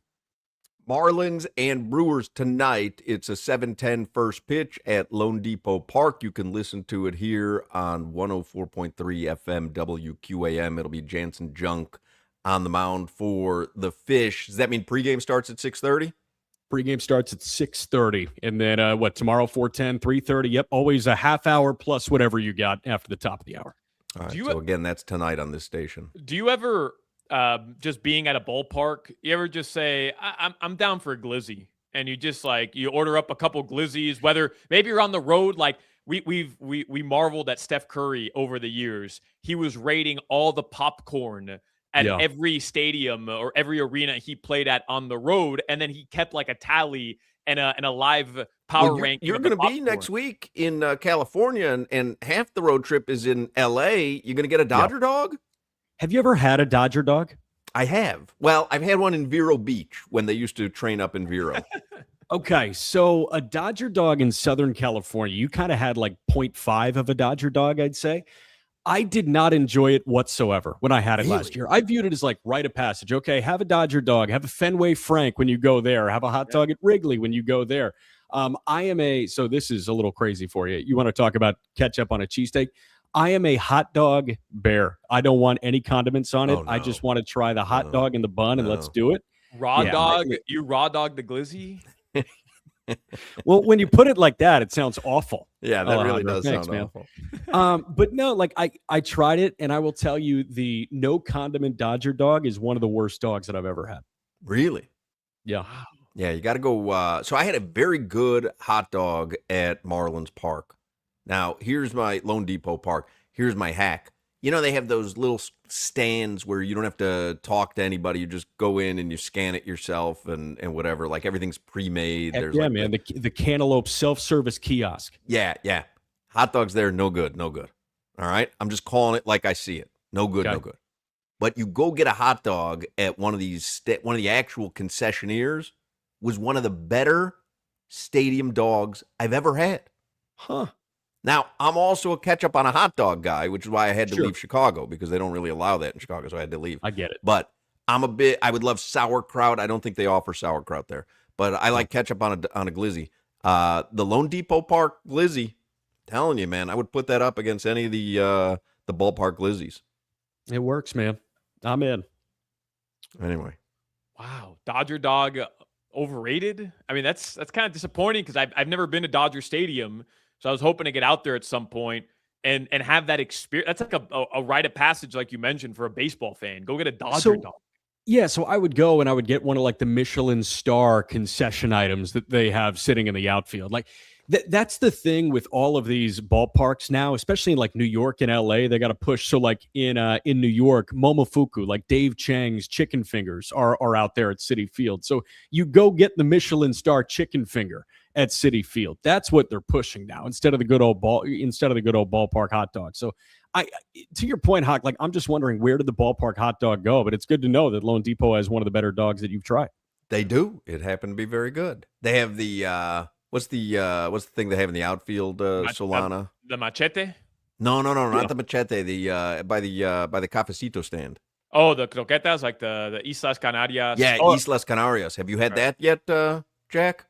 I have tried that. You know what my favorite is right by there is Bay's Bowl. It's like grain bowls. You can just get rice and some pork or some shredded chicken, and it gets the job done. It's good, especially when you're like watching your macros ahead of a baseball game. You go to Bay's Bowl.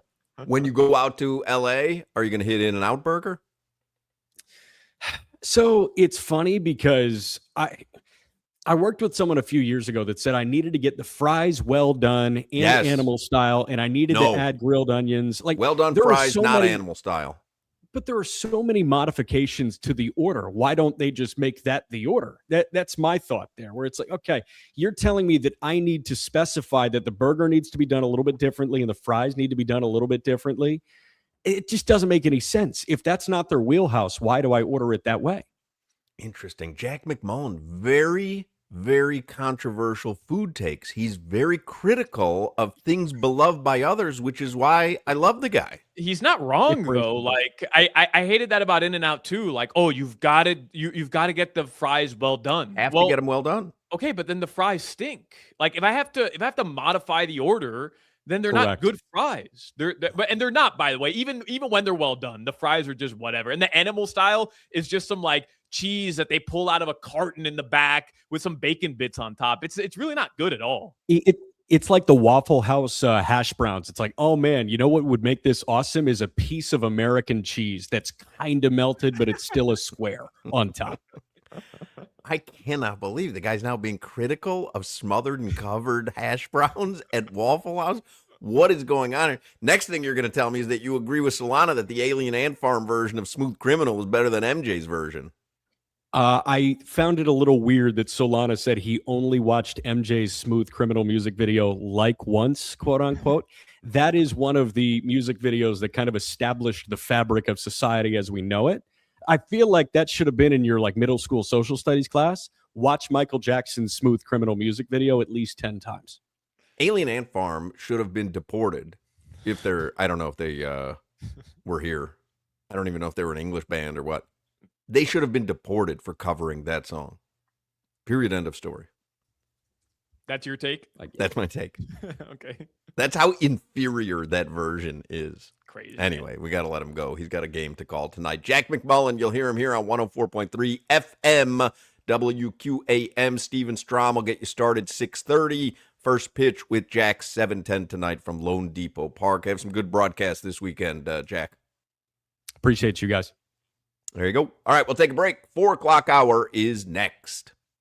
You're listening to the Hoch, Crowder, and Solana Show. There's no crying in baseball.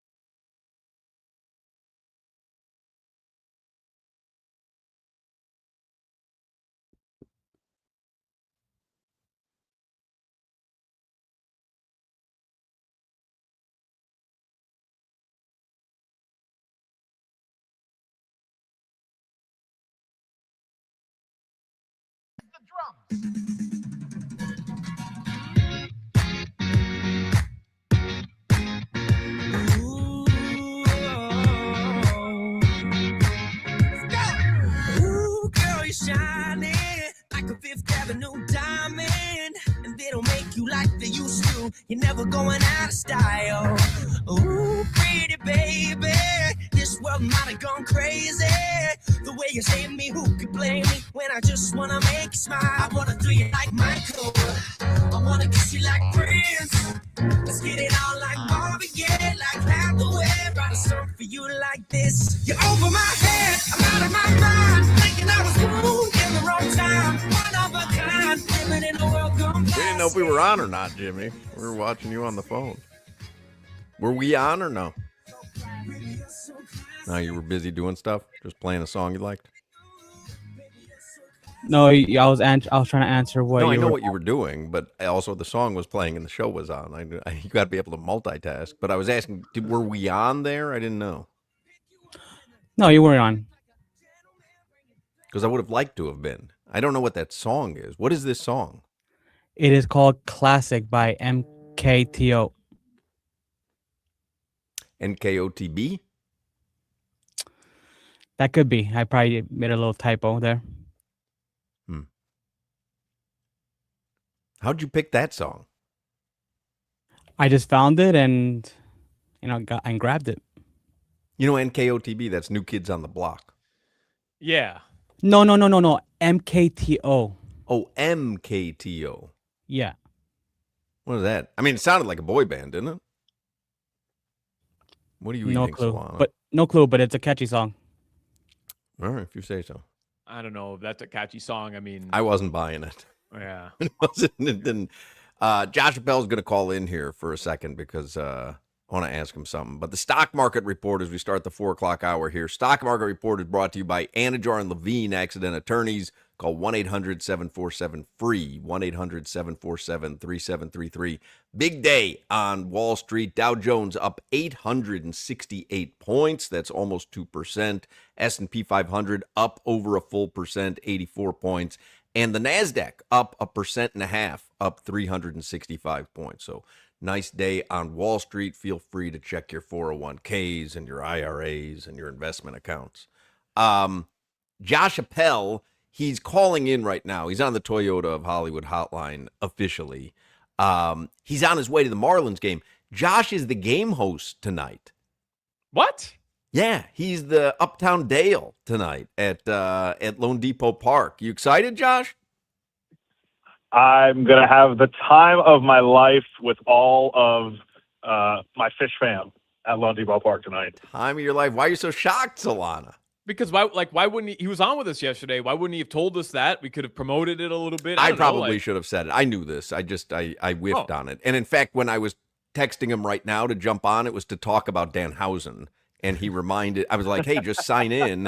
And he's like, oh, but I'm at the ballpark. I got to do a production meeting because he's the game host tonight. So it was my bad that I didn't mention it. I just spent the entire commercial break watching Danhausen videos.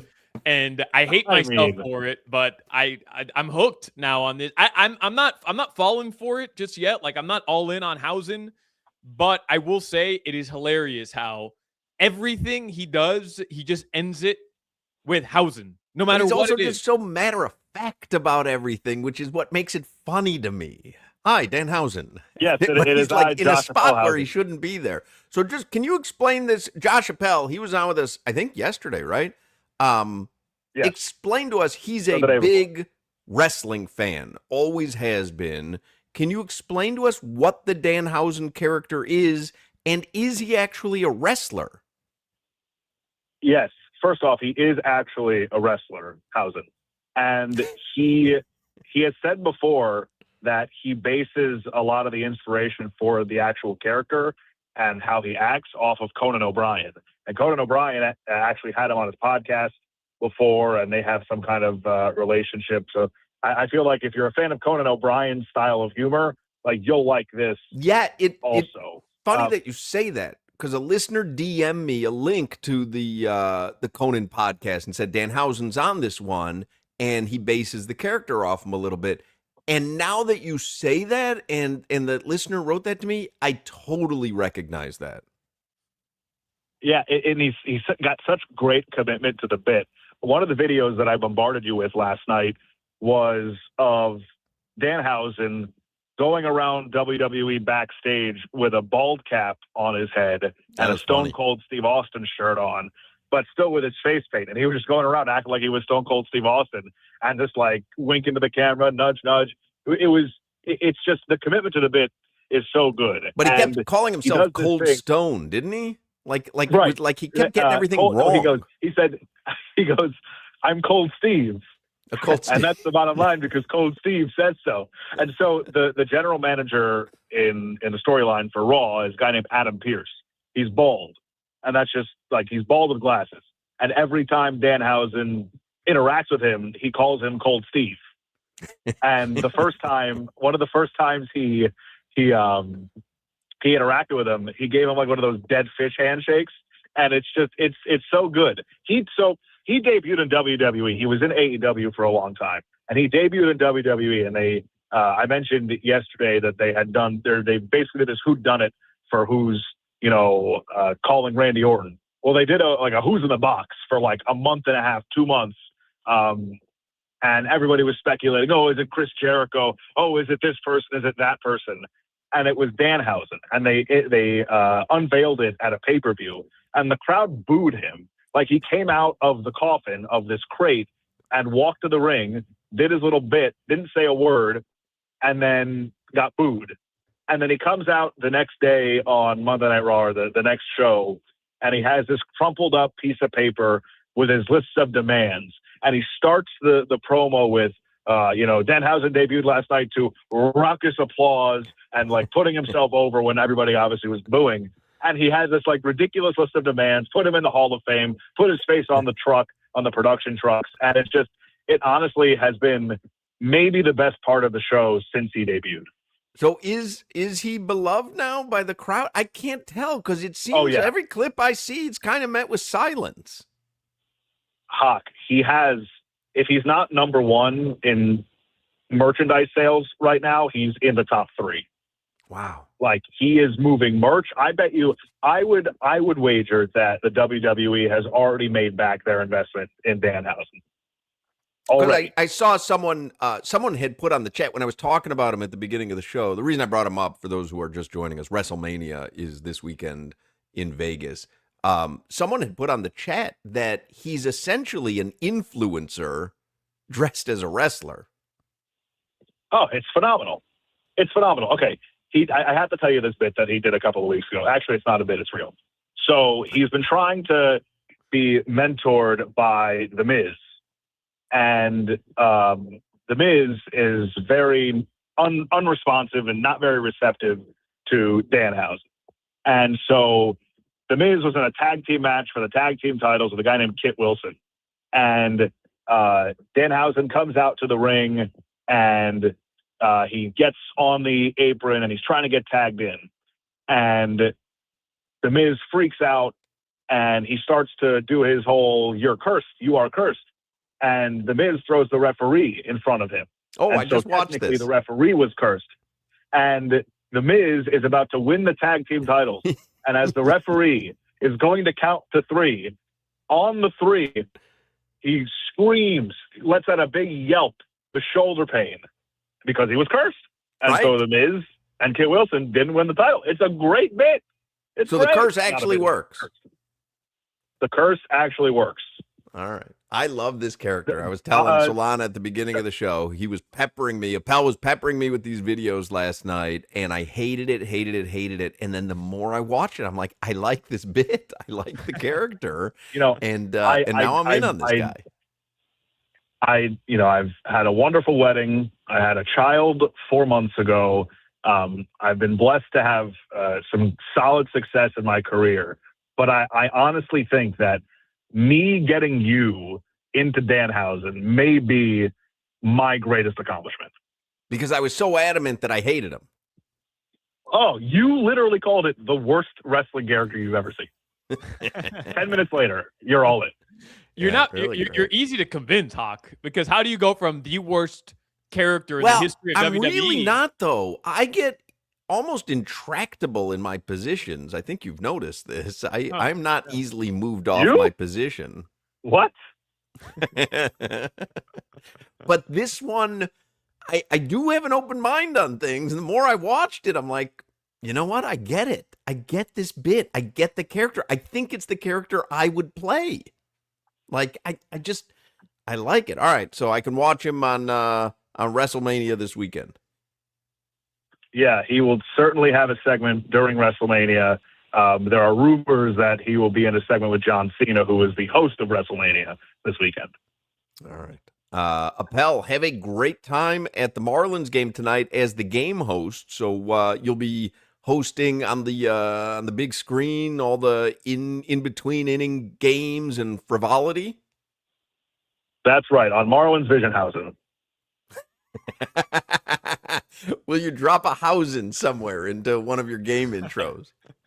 I was already thinking about it in the open. I've got a long list of things I've got to cover to open the show tonight, and I'm seriously considering attaching a Hausen to one of the things that I say. You should. We'll see. No, don't. Nobody's gonna The know. in-game host Hausen. Nobody will know what you're I talking don't about. think so. No, I don't know about that, Solana. I think this Danhausen is more popular than you think. I think you should do that. I think by the 7th inning, you should almost replicate Danhausen's list of demands where, you say, hey, things are going so well. Just go off script. Hey, folks, things are going so well. Here's my demand Hausens. Yeah, I'm sure the staff at the Marlins will be very pleased if I do that. Pick me up one of those Marlins hockey jerseys that they're giving away tomorrow if you can. Yeah, so I'm only the in-game host Hausen tonight. So right, but if they got to have the jerseys there them. by tonight. So just kind of go through all the different room Hausens and see if you can steal Hausen one of those. All right. For you, Hockhausen, I'll try. I appreciate it. All right. See you, pal. All right. Bye, Jimmy Hausen and Solana Hausen. Where's Crowder Hausen? Well, his video is connected from Vegas. We're having technical difficulties. Go ahead, bring up the room in Vegas. I Solana. don't think we should, Hawk. I'm Because a there's little noise in that room, and Yeah, Jimmy's saying no. There's noise in that room. Well, I'm watching a video feed, and I don't see any action on the video feed. Well, I don't know. I'm not suggesting that there's something going on, but the last time I tried to bring it up, there were people talking, and I don't know what that could lead to. If you understand, It's the pivot Hausen. Right. They're there for WrestleMania. He's in Vegas for WrestleMania. Crowder's probably seen him. Probably. He might be cursed. Very. No, we're cursed. He cursed the connection. He cursed Crowder's headphones. Your headphones are cursed. All right. See you, pal. Bye, guys. There you go, Josh Appel. 15 minutes of heat. It's brought to you by Doral Kia, home of the Pricito, our lowest price. Visit them at Doral Kia or DoralKia.com. So just a waiting game now for the Heat to see who they're going to be able to get over the off season. Is that No. NBA draft lottery is in my When is opinion, the draft lottery is on. Let's see, May 10th. NBA draft lottery is on May 10th. And so what do I'm going to put you on the spot here for percentages, but what is their percent chance of being in the top 4? Well, it depends on what happens today with Phoenix. If Phoenix loses, then the Heat's percentage chance goes up a couple percent. I think from like 4% to 9%, something like that, or 7.5%. So it goes up depending on what happens. Best case scenario, though, for them to end up in the top 4, their best percentage is somewhere like 7 or 8%, right? 7 or 8% sounds right. Yeah, I don't have it in front of me, but yeah, I think the best case scenario I know is Phoenix losing today, and that'll bump the Heat's odds up a little bit more. Here's your lines for tonight. Charlotte is in Orlando. That's the 7:30 game. You recall yesterday what the line was? I'll quiz you anyway. Yeah, Charlotte in Orlando. Yesterday was Charlotte -2 or 3.5. -3.5. Still -3.5. And Golden State at Phoenix is the late game. Phoenix minus 2.5. Yep. Now, tomorrow, playoffs. Cleveland hosting Toronto. Cleveland, big favorite. 7 or 8 point favorite. 8.5. Yeah. Denver hosting Minnesota. Denver minus 7. 5.5. Yeah. New York Knicks hosting Atlanta. Knicks minus 3. 5.5. Oh, I think I'm going to bet the Hawks. Really? Yeah. I think I'm betting the Hawks. I might bet the Hawks money line. Really? Plus And I'm 180. And I'm betting the Hawks to win that series, too. You just don't like the Knicks. Oh, I hate the Knicks. The Lakers host Houston tomorrow. Houston's going to be a big favorite, man. 7, 8 point road favorite. 5.5. Yeah. How about Sunday? Boston hosting the Sixers. Boston minus 8, 8.5. 12.5. They're gonna roll. They're gonna roll over the Sixers unless Embiid can come back. That should look like the Heat Cavs series from last season. Yeah, in my opinion, it should. And then the late game Sunday, the Spurs and Wemby hosting Portland. it might be similar. Spurs minus 8.5, 9, 10.5. You have to see what the San Antonio Spurs are doing for Game 1 of that series. You remember the Spurs' old colorway, their old logo, which was like a mint green, like a pink. You know what I'm talking about? No. Yeah, the Spurs' old logo and their old court. I thought it was always black and white or black and silver. No, it was like mint green, like a pink, The and Spurs? like an orange as well. And their court looks like that as well. They brought that court back this season and those uniforms back this year as part of like their City Edition jersey. And for Game 1 of the playoffs, they already posted a picture. They put those colors out in shirts, but like sectioned them off. So like one section of the entire arena is like that mint green. The other one is the orange. The other one is the pink or the fuchsia. And all sections of the arena are going to be different colors pertaining to that old Spurs logo. It's pretty cool. I sent you, speaking of playoffs and stadiums, the Detroit Pistons have unveiled a new ice cream dessert for the playoffs, served in a souvenir sneaker. The full court press sundae. Vanilla ice cream topped with red or blue soda, sprinkles, and a Pistons topper, and it's all in a shoe. Yeah, that looks delicious. People commenting they missed out on calling it a shoey. Like an ice cream shoey. Right. Yeah.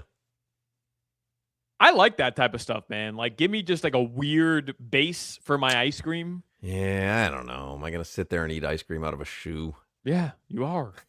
You're It's right. not I'm any right. shoe. It's a Detroit Pistons shoe. Yeah, you're right. I probably am. Let's get the headlines here for the 4 o'clock hour. Brought to you by Doral Kia. You always pay less with your Pricito at Doral Kia. Visit them at Doral Kia or DoralKia.com. Did you see Tom Holland? He's the guy that played Spider-Man. Yeah. Reviewed a public sub yesterday. It was Yeah. going viral all across South Florida. I guess he was somewhere in Florida. I don't know where he was. They're carrying his wine or something. His He's beer. got something that gets sold in grocery stores. So to celebrate Publix starting to carry his line of whatever, Yeah. he tried a pub sub. Non-alcoholic beer is what it is. That's is that what what he's it is? pushing. Yeah. Soft. All right, Spider-Man. Okay. Yeah, he rated it an 8 out of 10. And he said, if I could go back, I would probably put some more sauce into this sub. But I'd say 8 out of 10 is a pretty solid rating. Hey, Tom Holland, give it a 10. They're carrying your non-alcoholic beer. We all love pub subs. What are you doing? Tobey Maguire was a better Spider-Man anyway. Facts. I saw this this ranking. Speaking of subs, the 14 most popular Wawa hoagies and sandwiches ranked. Mm.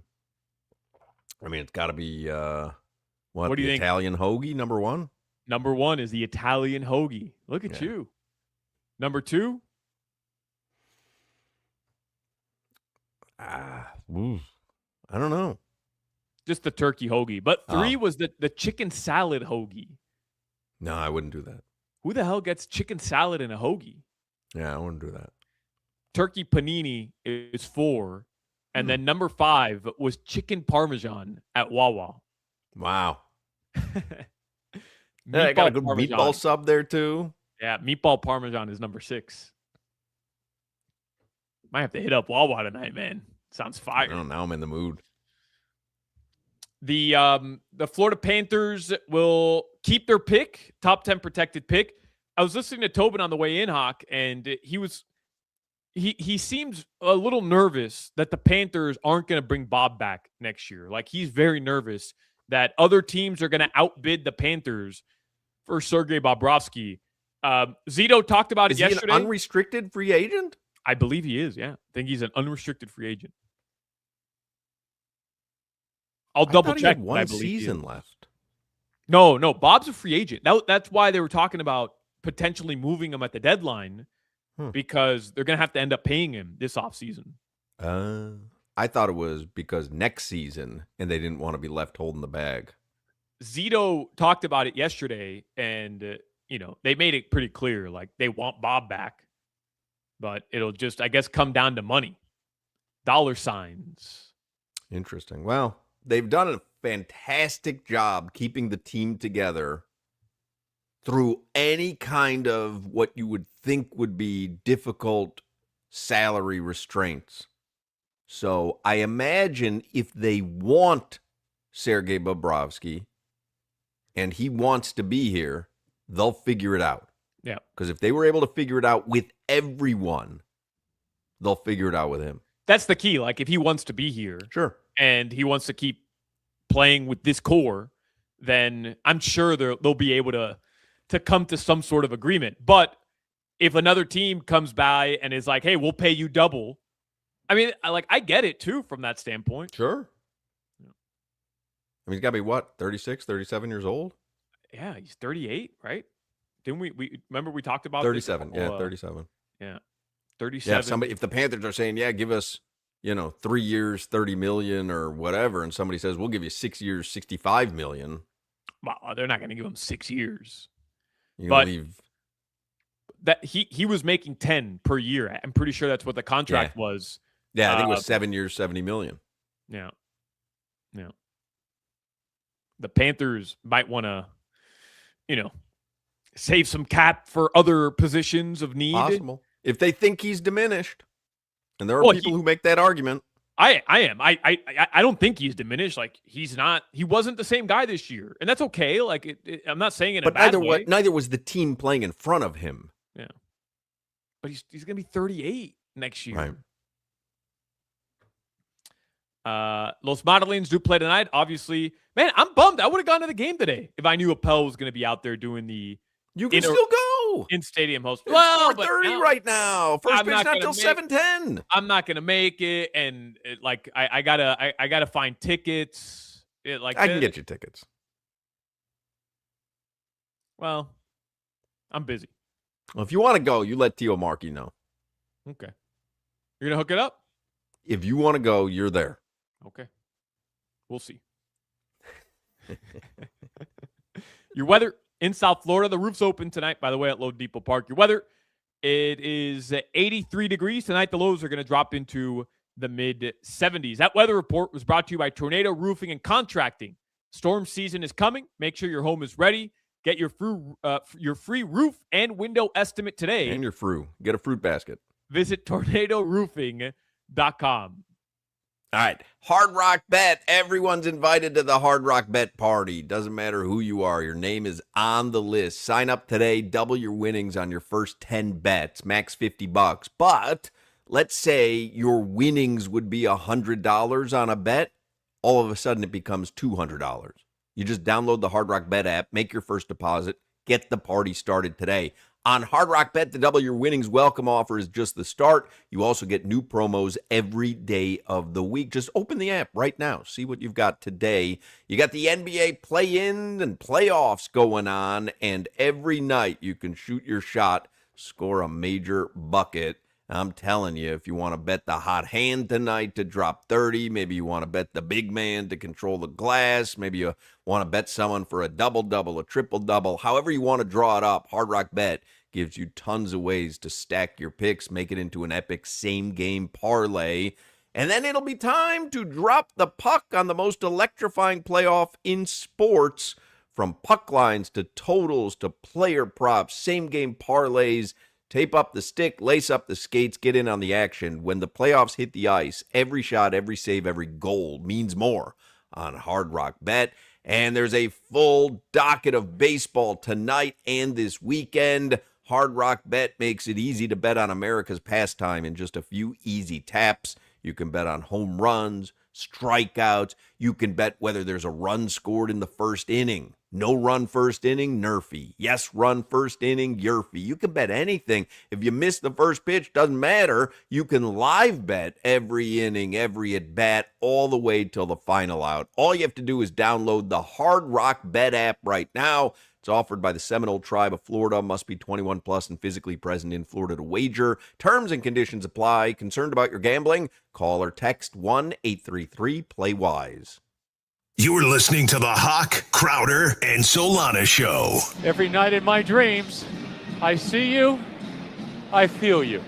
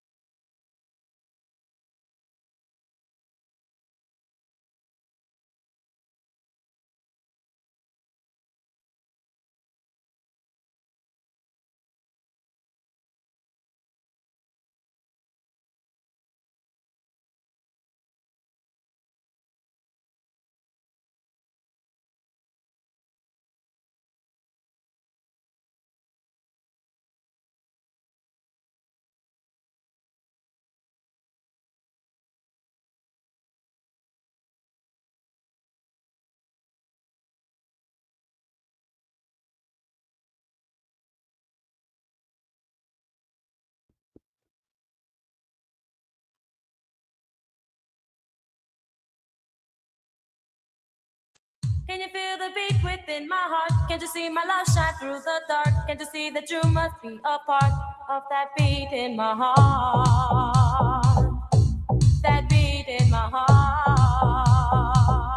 Remind everybody that our Whiskey Stars and Cigars, our third one, presented by Edmore Sawgrass Auto Mall, returns Friday, May 8th. And you come out, you have a fun night. The entire QAM staff, minus me, will be there at Tabacón Cigars and Spirits at Plantation Walk.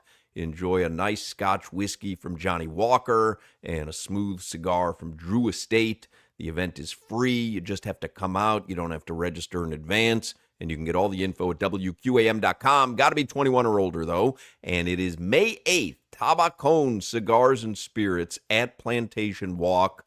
Whiskey Stars and Cigars. It's presented by Edmore Sawgrass Auto Mall. 4 brands, 1 location, your local Cadillac, Buick, GMC, and Chevy dealer. Somebody was chatting on the YouTube stream during the commercial break that, because we were talking about you going to the Marlins game tonight. Somebody says, oh, I think this is your friend. Miami Heat Keith, is that your friend? Yeah, that's Keith. He had stopped by the radio station a couple weeks ago. He said earlier in the chat that he was going to bring us a dozen donuts, I think, on draft night or something like that. No, he had texted me. He's like, hey, whatever, June whatever is National Donut Day or Dunkin' Day. But I let him know, beware, that's a Friday. Well, bring it on Tuesday. That guy brought us crumble cookies. Yeah, crumble cookies. They're fire. But he's saying here it's $150 to sit in the PNC Club at Lone Depot Park. Now, I've sat there before. I had comp tickets. Someone took me. But $150 is not a bad deal at all.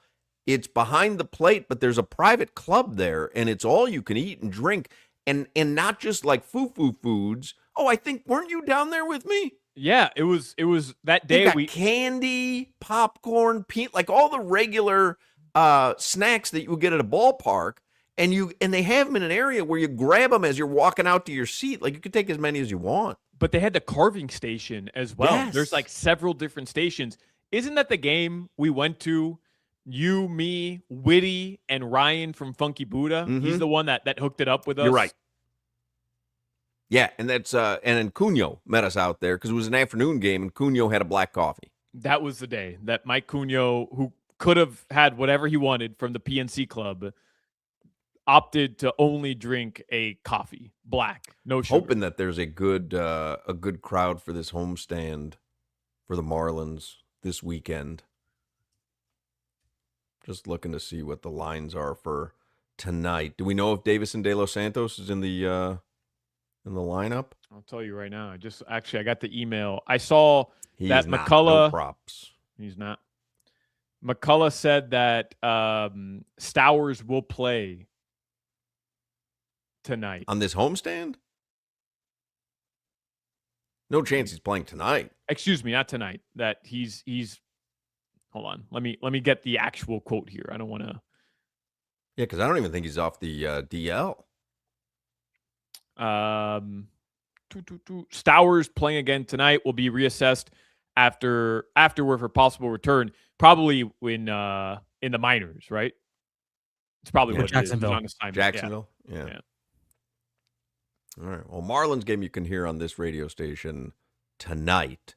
We were going to play the Twan Russell draft day story, and we've run out of time. I was going to do it here in the 4:00 hour, and we've just run out of time. But hopefully we can get some of those in next week. We always we used to do this all the time. What's happened was, and I don't know if all sports fans notice this, there's no real downtime anymore.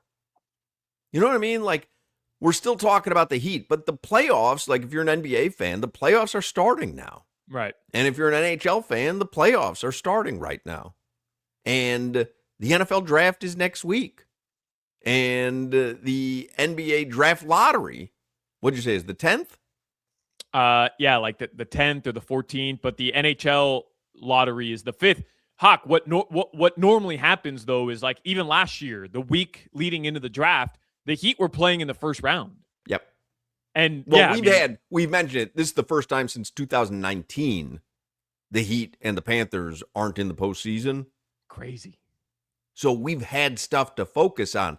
I think next week we'll actually be able to play some of our NFL draft day stories because we've got Twan Russell. It's a fascinating story. Gino Torretta. Gino Torretta was the Heisman Trophy winner. He didn't get drafted until the 6th round. Right. Brady Quinn gave us his NFL draft day story, and it's fascinating because we all watched it play out in real time, and he told us what was going on in his head as it was going on. O.J. McDuffie gave us his draft day story. Rondé Gadsden gave us his draft day story. Josh Booty, inexplicably, gave us his draft day story. Brady Quinn was supposed to come to Miami. Well, we thought, Right, and I mean, he thought that the Dolphins were going to pick him. Everybody thought Brady Quinn was going to get Is drafted. that the year they took Ted Ginn? Teddy Ginn. Yes. Sir. I was at that draft party. Remember, everyone reacted with like it was so negative, the reaction at the draft party for the Dolphins. Then Cam Cameron comes shuffling out there with turn those thumbs this direction. Our thumbs are supposed to go this direction. I'm like, Just the come on, dude. worst.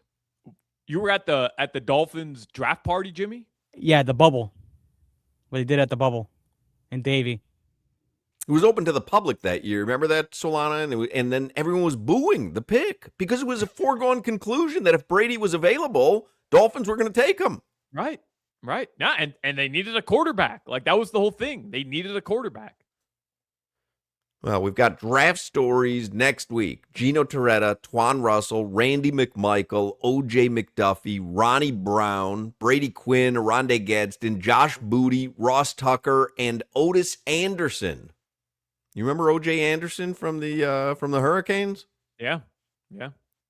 Excellent draft day story from him. We should have, when we had Arande Jr. or Arande II on, we should have asked him about his entire experience of going through the NFL draft. Just because it's like it's a new era, you know, like the whole social media element to it, yeah, the camera totally element to it, totally different era. Didn't we have Ronnie Brown also? Yeah, I mentioned him. Oh, okay. That's a good one too. The Ronnie one's really good. Jimmy, did you buy the WrestleMania pay-per-view already? Like you've got locked and loaded? No, I have the ESPN app, unlimited. So if you have ESPN Plus, you get WrestleMania? No, ESPN Plus is different. ESPN Then Unlimited. I didn't know that. Yeah, Unlimited, you get access to the pay-per-views, and you also have access to all the ESPN channels. And ESPN Plus, of course. How much is ESPN Unlimited? Well, I bundled it, so I pay like $20 for the bundle. A month? Yeah, a month. Could I just buy the pay-per-view? No. I could not. No. Unless could I come over and watch Danhausen with you? Sure. Where would we watch it? In your bedroom? Yeah. Is there a spot for me to sit? Yeah, there's spots. I could bring a chair into the room. All right. Keep your room clean? Not all the time. Yeah. A lot of stuff on the floor. Jimmy doesn't strike me as a wake up and make the bed kind of guy. Nope. Yeah. You have like candy wrappers and chip bags on the floor? In the garbage. All right. Fair enough. All right, 5 o'clock Funky Buddha Happy Hour is coming up on this Friday. Just because you're getting older doesn't mean you have to feel like it. If your energy is low and your sleep is off, your weight won't budge, your mind feels foggy, your sex drive isn't what it used to be, switch things up. You know I'm talking about Atlantic Men's Clinic. Maybe your game isn't quite what it used to be. Less energy and less drive. You don't feel like yourself. It's why I started getting testosterone at Atlantic Men's Clinic. At Atlantic Men's Clinic, their advanced medical strategies featuring TRT, GH peptides, NAD+, GLP-1, PDA, and more treat low T and other hormonal issues to help you shed pounds and have more energy and enhance your body composition, improve your sleep, increase your sex drive, and so much more, helping you get back to feeling your best. Atlantic Men's Clinic. They're the experts in treating low testosterone and other men's sexual health conditions. They have successfully treated many men for low T, including me. I am here to tell you, you will absolutely notice a difference. So if you're like the many men who are low T, within just a few weeks, you're going to feel your energy return and the brain fog go away and the sleep improve and the workouts improve and your sex drive becomes significantly enhanced as well. Atlantic Men's Clinic. Most men hear me talk about it, they'll wait a year or longer. You don't have to wait. Don't ignore the warning signs. Call today. Take the first step towards feeling better again. And there are 7 locations in South Florida, so certainly there's going to be one near you. Call 877-455-7300, 877-455-7300, or you can visit AtlanticMen'sClinic.com. Featured therapies are compounded and have not been evaluated nor approved by the FDA. Provider prescription required. See website for details. You're listening to the Hoch, Crowder, and Solana Show. Another day closer to death.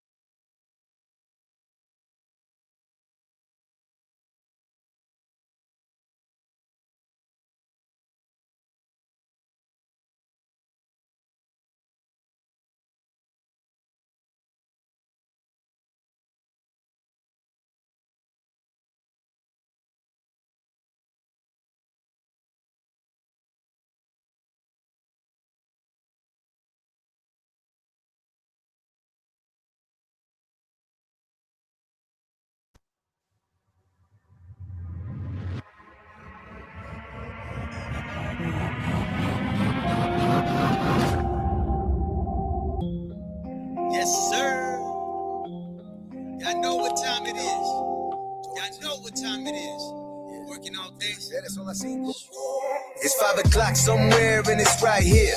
The Funky Buddha happy hour, everyone grab a beer. See, the boys are back and so are the guests. We talk food more than sports, but we winning our bets. To the moon, bro, with all the mundo. Hot takes and more, that's coming soon, though. Every banger like a pass, every bar off the glass. WQAM, and they coming for that ass. I'm a spaz like Solana on preheat. My dog don't care who the kicker is as long as they got 2 feet. Pickleball champ, and he about to repeat.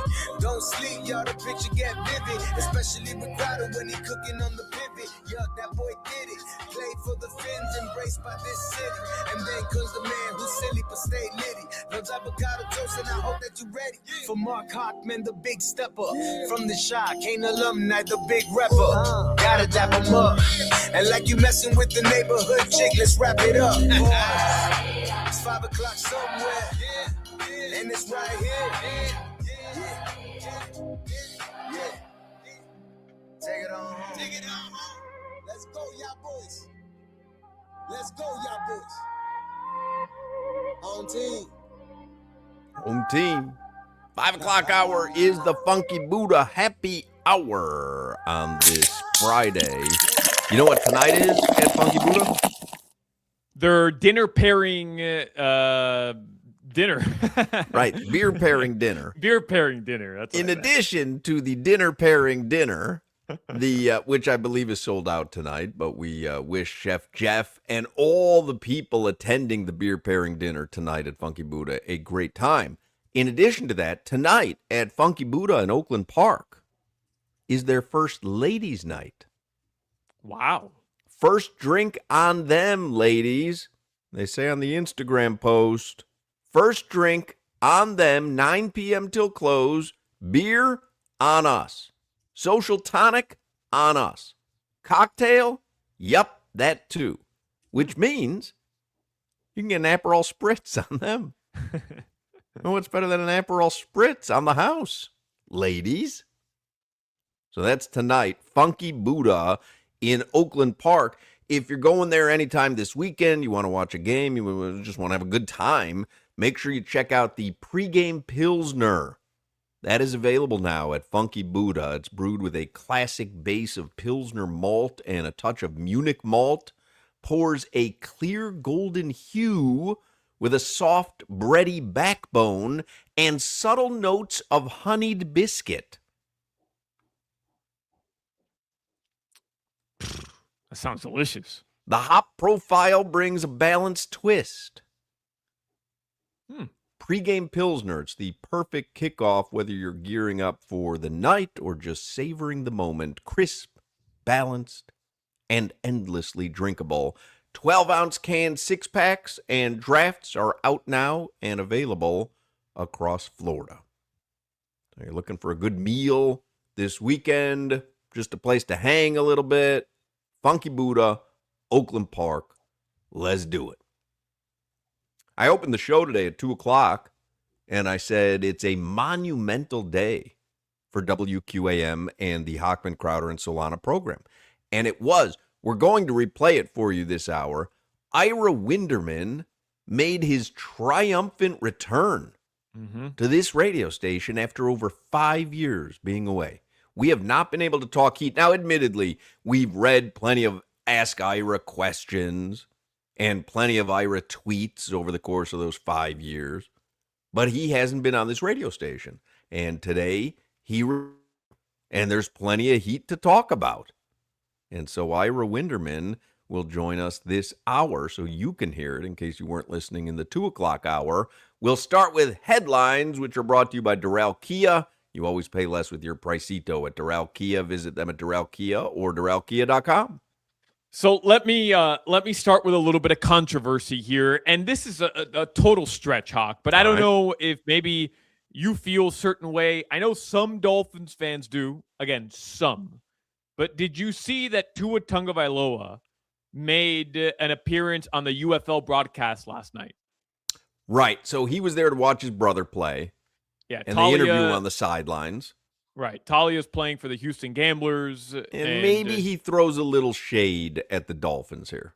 Maybe. So he said that, he was shocked at how many players that were either teammates of his at one point or that he played against. But he said it 2 times. Like, yeah, guys I played with and that were teammates of mine that are playing in this league. And some Dolphins fans are accusing Tua of throwing shade at the fact that he was playing with a bunch of UFL talent. Kind of at Chris Greer, right? Like, because they're talking to him on the sidelines, and they're like, "Oh, what are you thinking about the UFL or whatever?" And he did emphasize guys I played with. There's a lot of guys I played with out here. You could construe that as throwing shade.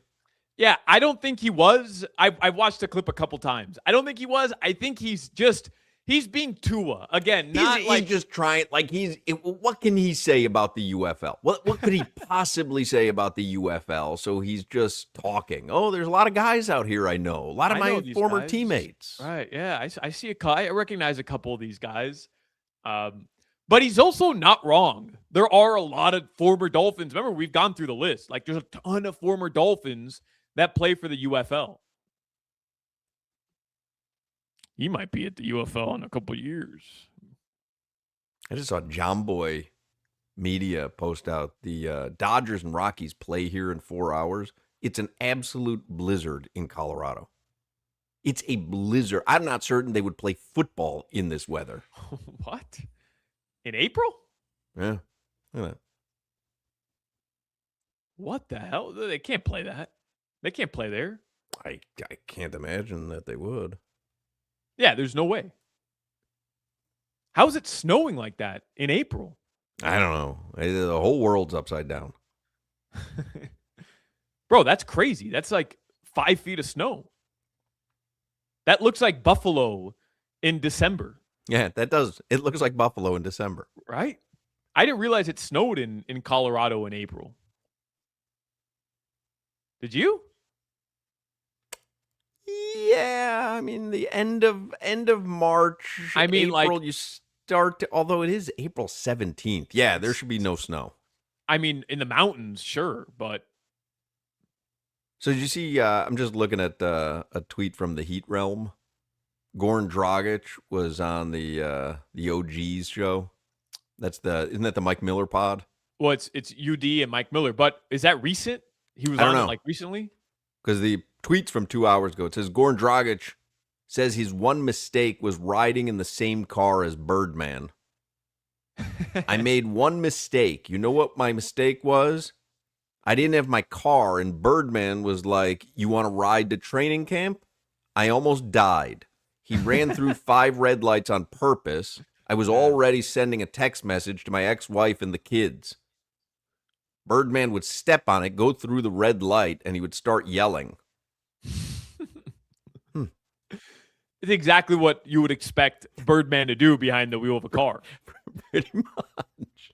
Bro, that hypothetical you gave us like 2 weeks ago about like you have to stay, what was it, 4 miles away from Birdman, or it was like 400 feet away from Birdman. 400 yards, something like that.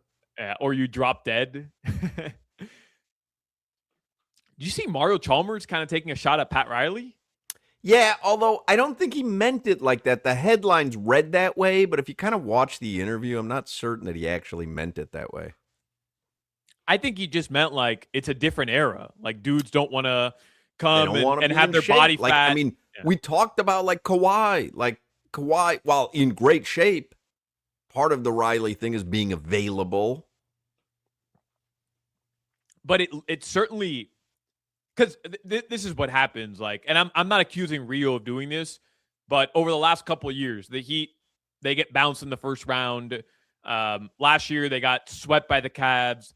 This year they lose in the play-in tournament. And this is what happens. Like, stars, it's just the easy out. Like, oh, Pat Riley doesn't have his fastball anymore, and nobody wants to go to Miami. That's not a destination. And like, people, they like to step on you when you're down.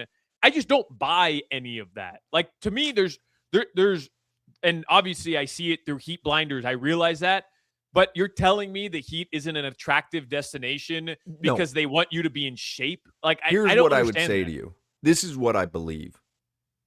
At one point, Pat Riley was a reason you would come to Miami. He was a mitigating factor. Hey, I'm Pat Riley. Here are the rings. I run this organization. I don't think that's the case anymore. I don't think Kawhi says, well, Pat Riley's there, I'm going to go there. And I don't think Giannis says that. I believe Miami and its basketball DNA are a destination in and of itself. Or did Pat Riley and Andy Ellisberg just create flexibility for the cap space in that one off season that nobody else did? Because they could have gone to Chicago. I do believe that LeBron wanted to play for Pat Riley, which, by the way, I mean, he didn't want Spo there. I mean, he really did want to play for Pat Riley. Yeah. Yeah, you're probably right. Like somewhere where they had proven that they could win under his tutelage. With a legend on the bench. My guess is that first season LeBron was like, hey, I'm going to get Riley on that because that's what Shaq was able to do. Right? Shaq wanted Riley to be on the bench. Right. And I think LeBron had the same designs. But I'll just say this. The Heat right now, Hawk, aren't in the position they're in because players don't want to come play for Pat Riley anymore. They're in the position they're in because they haven't been able to win free agency because you don't do that anymore. That's why they're in the position they're in, and they haven't had cap space or the assets, which is a Riley / front office decision makers issue. I'm not taking away any of the blame from there, but I'm saying what people like. I saw Kendrick Perkins do the same thing. Like Pat Riley needs to step down. He can't figure it out. Nobody wants to go play for Heat culture anymore. And it's not about the Heat culture thing. It's not about the Pat Riley thing. It's simply the Heat haven't had the assets to go trade for guys, which is an issue of the front office, but it's a totally different conversation than what guys like Mario Chalmers are trying to say. I don't think that Pat Riley stops anyone from coming to Miami, and I don't think at this point in his career he's the reason they come to Miami. Yeah.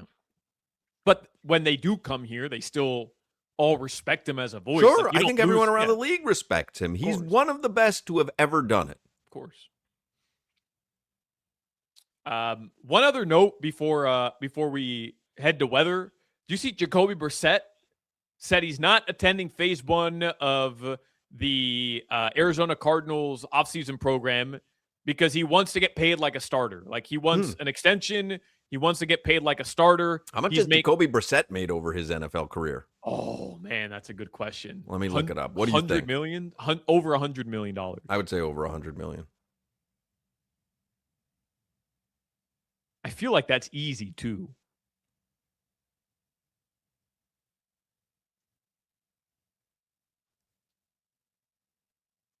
Because he's just bounced around everywhere. Probably makes 10, 12, 14 million a season over the past like 5 or 6 years. He's earned an approximately $62.5 million in total cash from his 11th season in I'm NFL. seeing $67.9 million. So, man, that's still a lot of money, man. It's a lot of money. That's nothing in the NBA, though. Nikola Jovic is going to make that. he couldn't crack the rotation this year. Niko Jovic will make more than that in his NBA career. And Jacoby Brissett was like a starter. His contracts. Jacoby's biggest contracts were in Indianapolis, 15 mil and 16 mil.